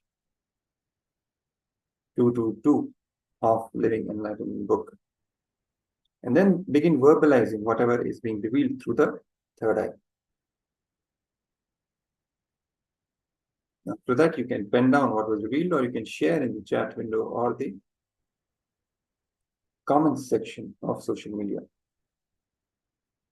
So let's now begin the power manifestation round. I'll be playing the Mahavakya, chant the Mahavakya, request Swamiji to reveal the contents in your third eye, and begin verbalizing whatever is being revealed in the third eye.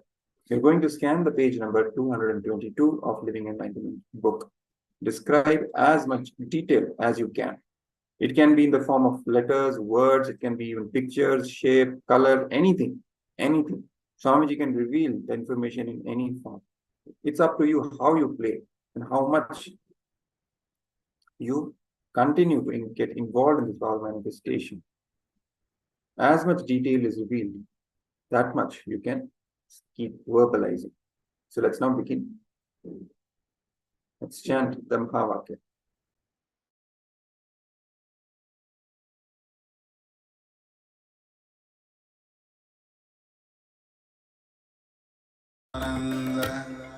Paramashivoham Om Nithyananda Paramashivoham Om Nithyananda Paramashivoham Om Nithyananda Paramashivoham Om Nithyananda Paramashivoham Om Nithyananda Paramashivoham Om Nithyananda Paramashivoham Om Nithyananda Paramashivoham Om Nithyananda Paramashivoham Om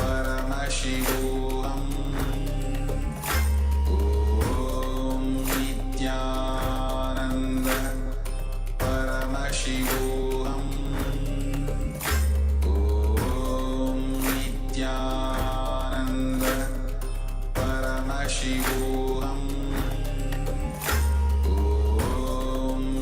Nithyananda Paramashivoham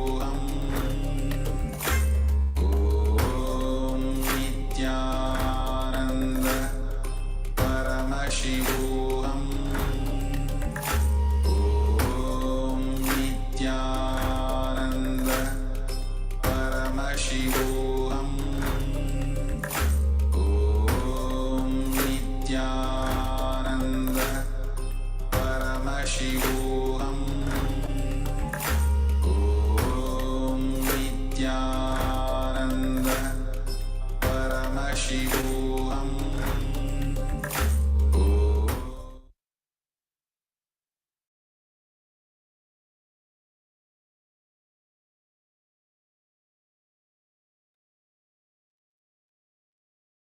Yes.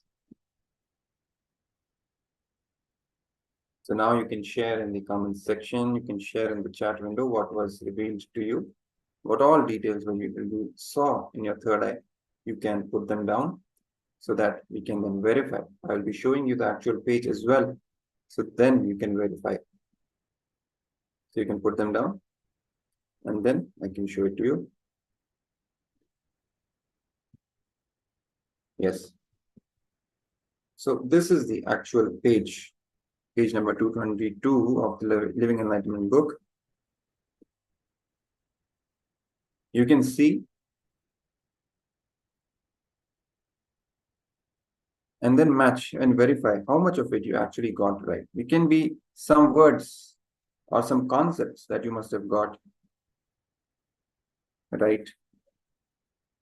How much ever you got, it is a start, it's a good start, and you can continue manifesting the power and you will become better and better at it. So it's you who has to keep playing with these powers for the space of oneness to become more and more grounded in you. So congratulations for all those who manifested this power. So it's now time to upload the videos that you have taken on social media and share it with as many people as you can. And inspire them also to experience the power manifestation science and have the superconscious breakthrough. Let's now end this power manifestation session with the Purna mantra. Om Purnamada Purnamidam Purnat Purnamudachyate Purnasya Purnamadaya Purnamevavashishyate. Om Shanti Shanti Shanti. Hari Om Tat Sat. Sarvam Bhagavad Shri Nithyananda Paramashiva Padukarpanamastu. Om Nithyanandam.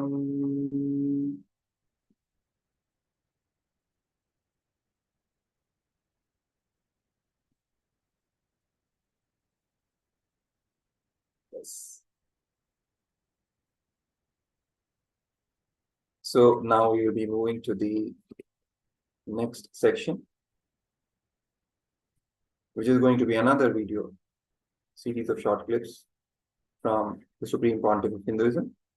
In his own words, he revealing the sacred secrets, highest truths, and sharing with all of us.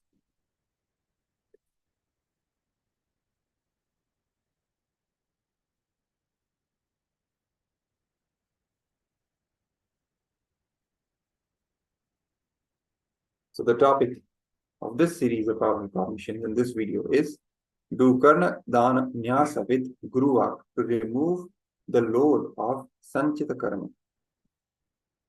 So let's now start. Watch this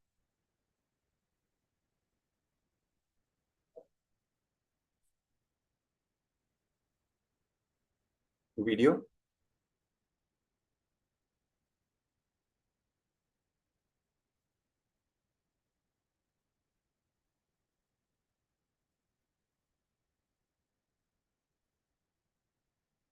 Actually, before that, we are going to watch another video. This is on KAILASA ecosystem.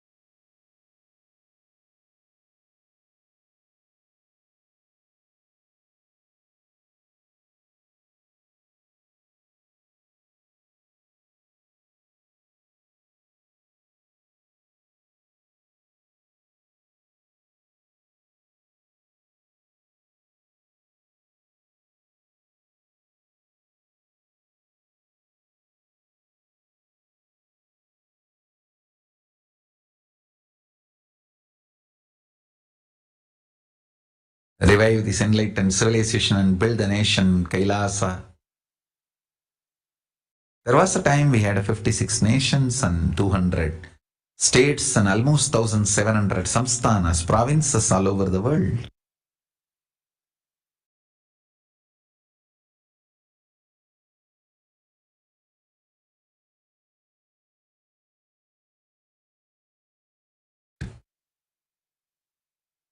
Hinduism was practiced as a state religion in all these places. Due to various reasons, we did not have even one nation or state province practicing Hinduism as a state religion.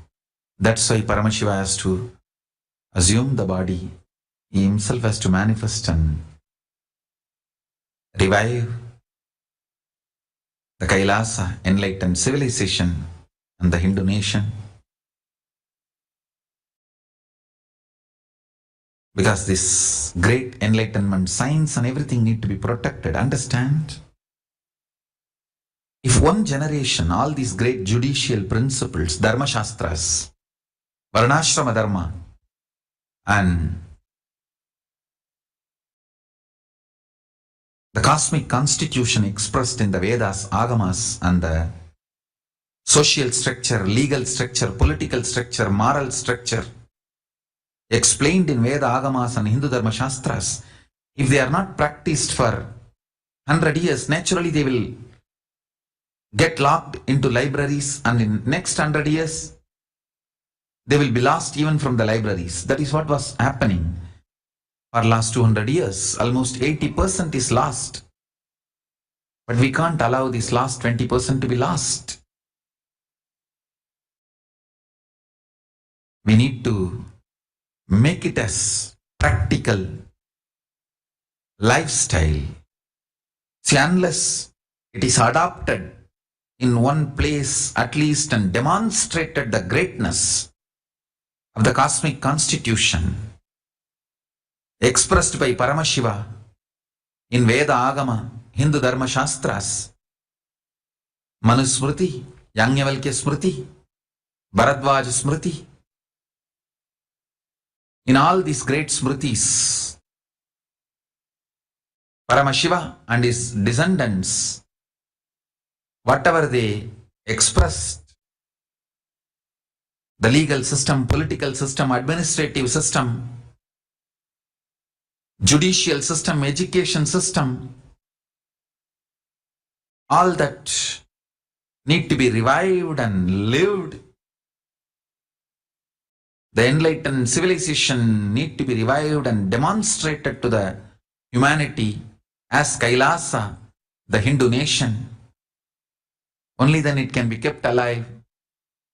And it should be kept alive because there is so much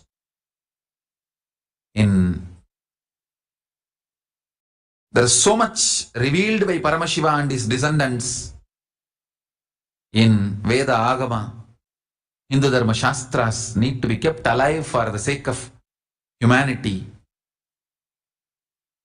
for the sake of future of the humanity. Understand? Only if Sanatana Hindu Dharma is revived, the enlightened civilization is revived, humanity has a future. I am not threatening, I am telling you the truth. If enlightened civilization is, I don't want to speak about otherwise, let's leave it. Revival of the enlightened civilization, the Kailasa, the Hindu nation, is mandatory for the future of the humanity, for the survival of the future of the humanity. It's a survival need of the humanity, not luxury, survival need of the humanity. That's why I have to come down urgently. Paramashiva himself has to come down.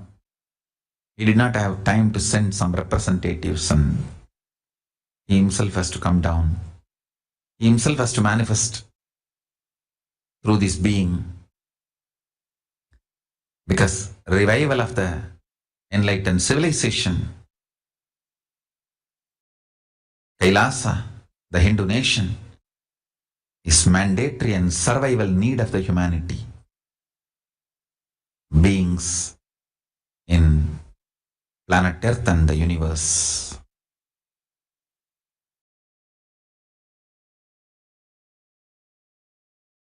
What is Kailasa? Kailasa is enlightenment ecosystem. 4 things. Yogapadam means yoga. Starting a yoga studio to revive the yoga knowledge of Kailasa ecosystem. Starting a temple to Kriya Pada to revive the Kriya Pada of the Kailasa ecosystem. Yoga studio is to revive enlightenment ecosystem of yoga. Yoga studios are fundamentally to revive the yoga system of Kailasa, yoga pada of Kailasa. Temples are to revive the Kriya pada of Kailasa. Gurukuls, satsang centers, universities are to revive Jnana pada of Kailasa. And adhinams, monasteries are to revive the Charya pada of Kailasa. Understand, morning yoga is practicing Charya pada, doing Panchakriya like Jalabasti and cleaning, detoxifying lifestyle is Charya pada. Then doing Shiva Puja and Guru Puja is Kriya pada. Attending to satsang and holding the powerful cognitions and manifesting powers is Jnana pada. Practicing these 4 padas and creating places for these 4 padas to be lived and practiced is Kailasa. That is the enlightenment ecosystem called Kailasa. Understand? Today we are inaugurating many temples all over the world to revive the Kriya Pada of Kailasa's enlightenment ecosystem. We are inaugurating many Gurukuls, universities, satsang centers to revive the Jnana Pada of Kailasa. We are also inaugurating yoga studios to revive the Yoga Pada of Kailasas. And all over the world, everywhere, thousands and thousands of activities are happening to revive the enlightenment ecosystem. Enlightenment ecosystem revival is happening all over the world. It is so beautiful, wonderful to see this happening. Gurukuls, universities, Goshalas, Annalayas. Understand? Yoga studios are to revive the Yoga Pada of Kailasa knowledge, enlightenment ecosystem. Universities, satsang centers, Gurukuls, all these websites, all these are to revive the Jnana Pada of enlightenment ecosystem Kailasa. Adhinams, monasteries, Hindu kingdoms, Hindu embassies, all these are to revive the Jnana Pada of enlightenment ecosystem of Kailasa. And libraries, all these are to revive the Jnana Pada of enlightenment ecosystem. Goshalas, monasteries, all of them are to revive the Charya Pada of enlightenment ecosystem of Kailasa. Understand? I'll repeat and list out once more. Yoga studios are all to revive the Yoga Pada. Temples are to revive the Kriya Pada. Monasteries, Adhinams, Goshalas, Annalayas, kingdoms, embassies, all these are to revive Charya Pada, lifestyle of enlightenment ecosystem Kailasa. Libraries, Gurukuls, universities, websites, all the teaching platforms like Enlighten app, and all these are to revive the Jnanapada enlightenment ecosystem, KAILASA. I'm so happy. And my blessings to all of you everywhere. The KAILASA is getting revived. The enlightenment ecosystem is getting revived. Thousands of places, system is getting revived, and thousands are taking sannyas and becoming Kailasavasis, and hundreds of old temples which were enlightenment ecosystem at one point, at one time, is coming back now to us. So we are able to revive it, make it into a living enlightenment ecosystem by reviving gurukuls, goshalas, monasteries, sannyasis, teachers, acharyas, making everything happen properly.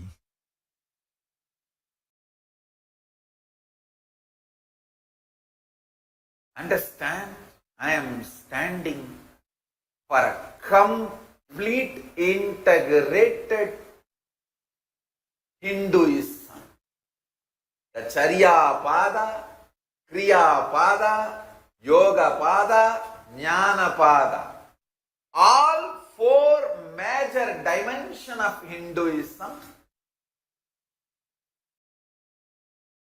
I stand for all four dimensions of Hinduism. I stand for complete Hinduism.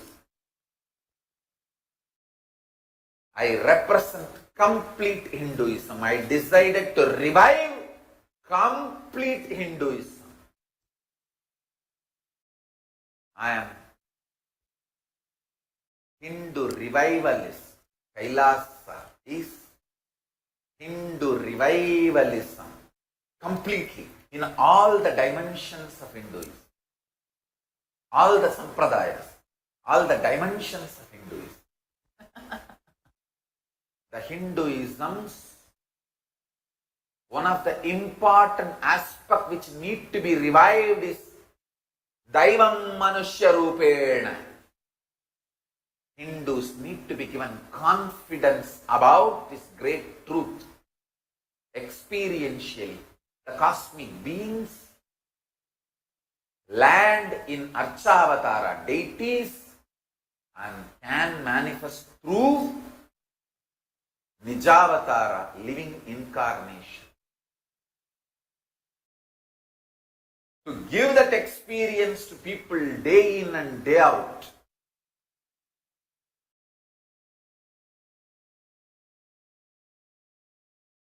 I dedicate my life to wear the Tirumoola Vedam,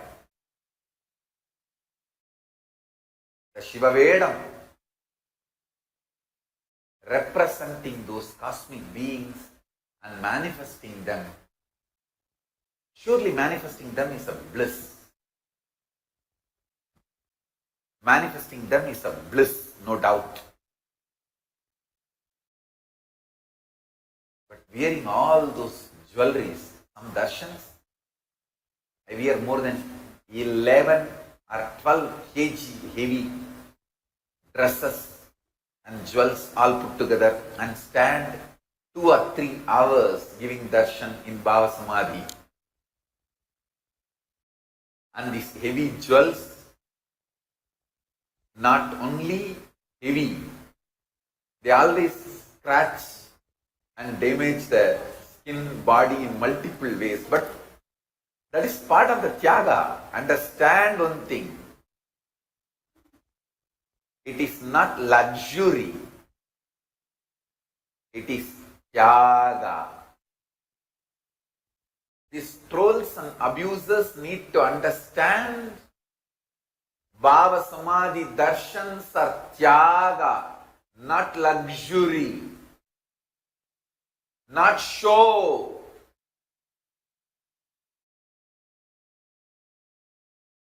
It's true manifestation of cosmic beings. That is why the power manifestations happen everywhere when you are initiated, when you are having Bhava Samadhi darshans. I tell you, manifesting the cosmic beings in Archavatara deities or Nijavatara living incarnations is a definitive sign.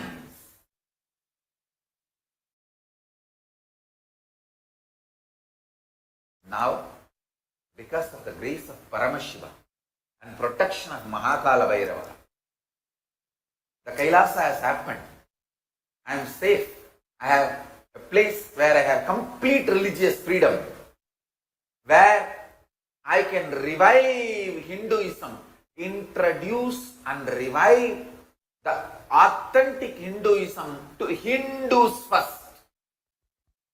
Misinformations about Charya Pada, Kriya Pada, Yoga Pada, Jnana Pada should be clear. And all these 4 pillars of Hinduism, Gurukul,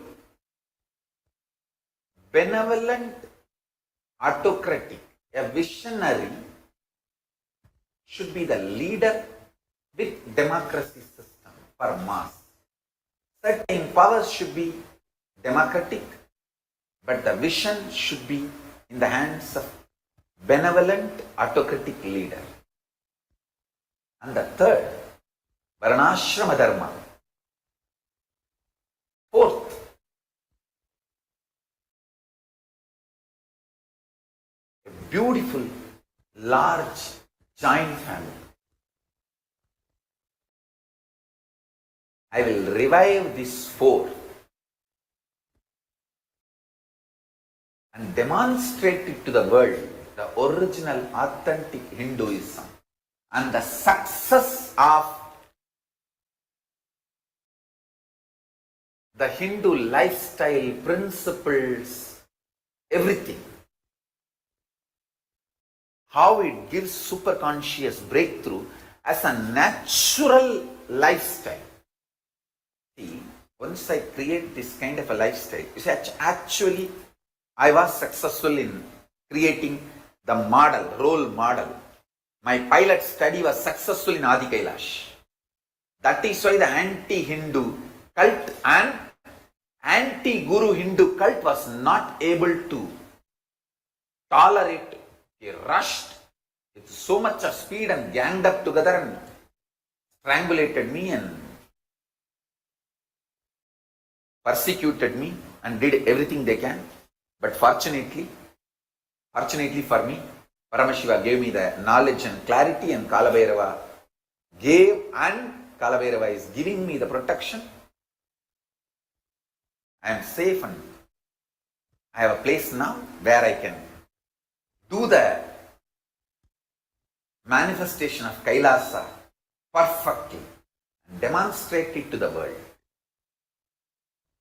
See, once I revive this whole KAILASA civilization, just by natural living there, you will become enlightened, you will have superconscious breakthrough. Even if you visit for a few days, you will start manifesting powers. By living there, you will start getting enlightened and have a superconscious breakthrough. And I am also choosing that kind of a beautiful beings who are highly integrated and qualified to create that kind of a group energy and ecosystem. Not only conflict free, complementing each other. My Sahaja Samadhi, my physical body weight is different. When I am in Bhava Samadhi darshan of Kala Bhairava or Ganapati or Shiva, the weights are different. Not just physical appearance and size, even the mass, the weight is different. I'll document all this and prove, not only for me, even for my disciples who are initiated and manifesting these powers. And I'll also prove the reproducibility of what I am demonstrating. I already have done tons of work in this line, established tons of things, and I'll establish tons more.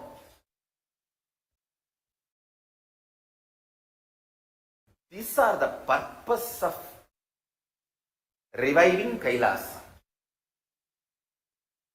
Only if all these are done, and whatever is done is documented and demonstrated, shown to the world, and whatever need to be documented should be documented and demonstrated to the world more systematically, scientifically, the way they can understand as per the binary logic and maths.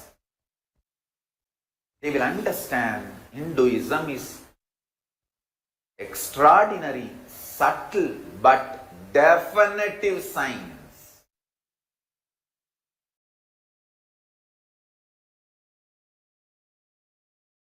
Manifesting ultimate force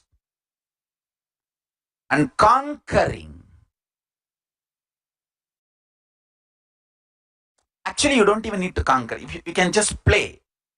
Play with all the four forces, like a gravitational force, electromagnetic force, weak nuclear force, strong nuclear force.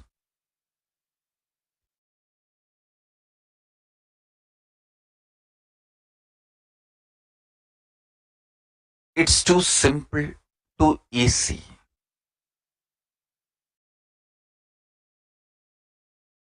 I tell you.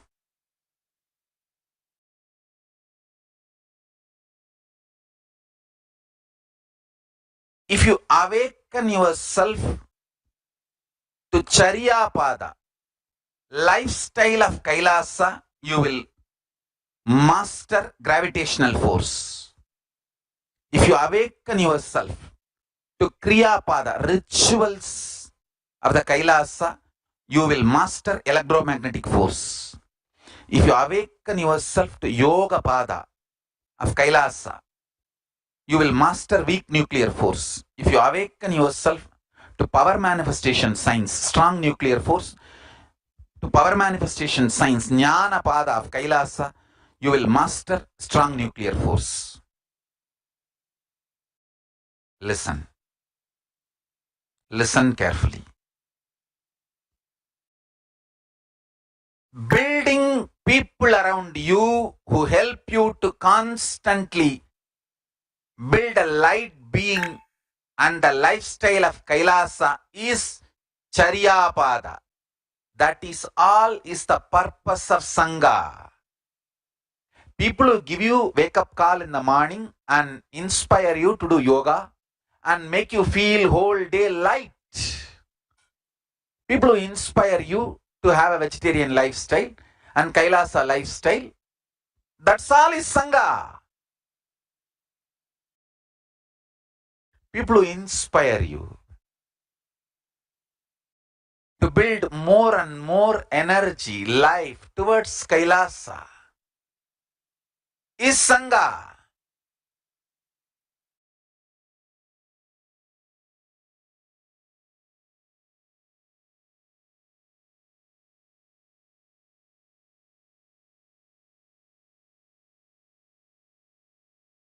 Understand.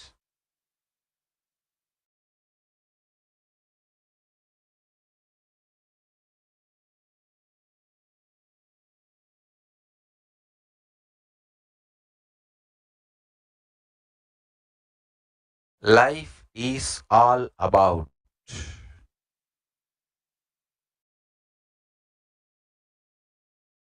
becoming light being and levitating back to Kailasa.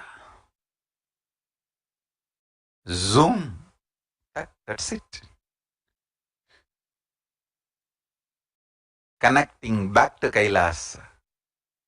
Just see. Unclutching. Does it make me heavy or light? No, it makes me light. Do that. That's it.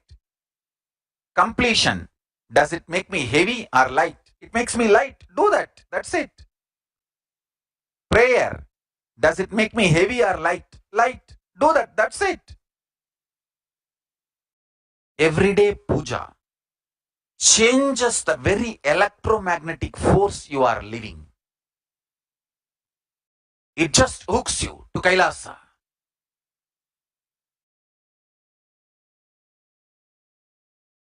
Everyday puja,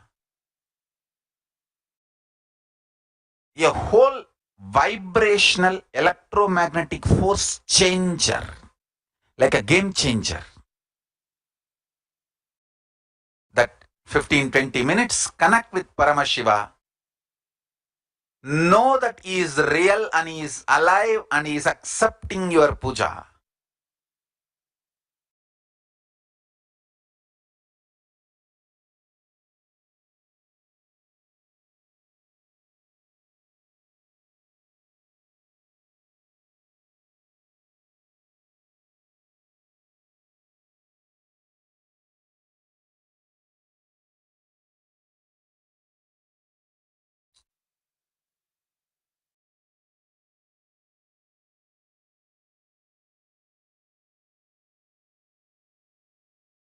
Understand?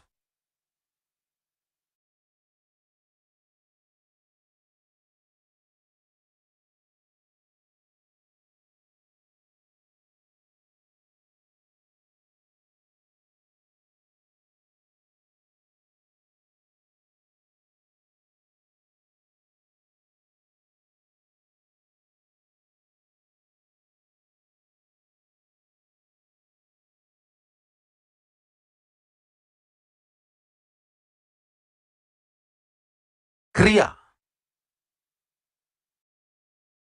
Kriya means all the rituals connecting you with Kailasa, changing your electromagnetic force and connecting you back to Kailasa.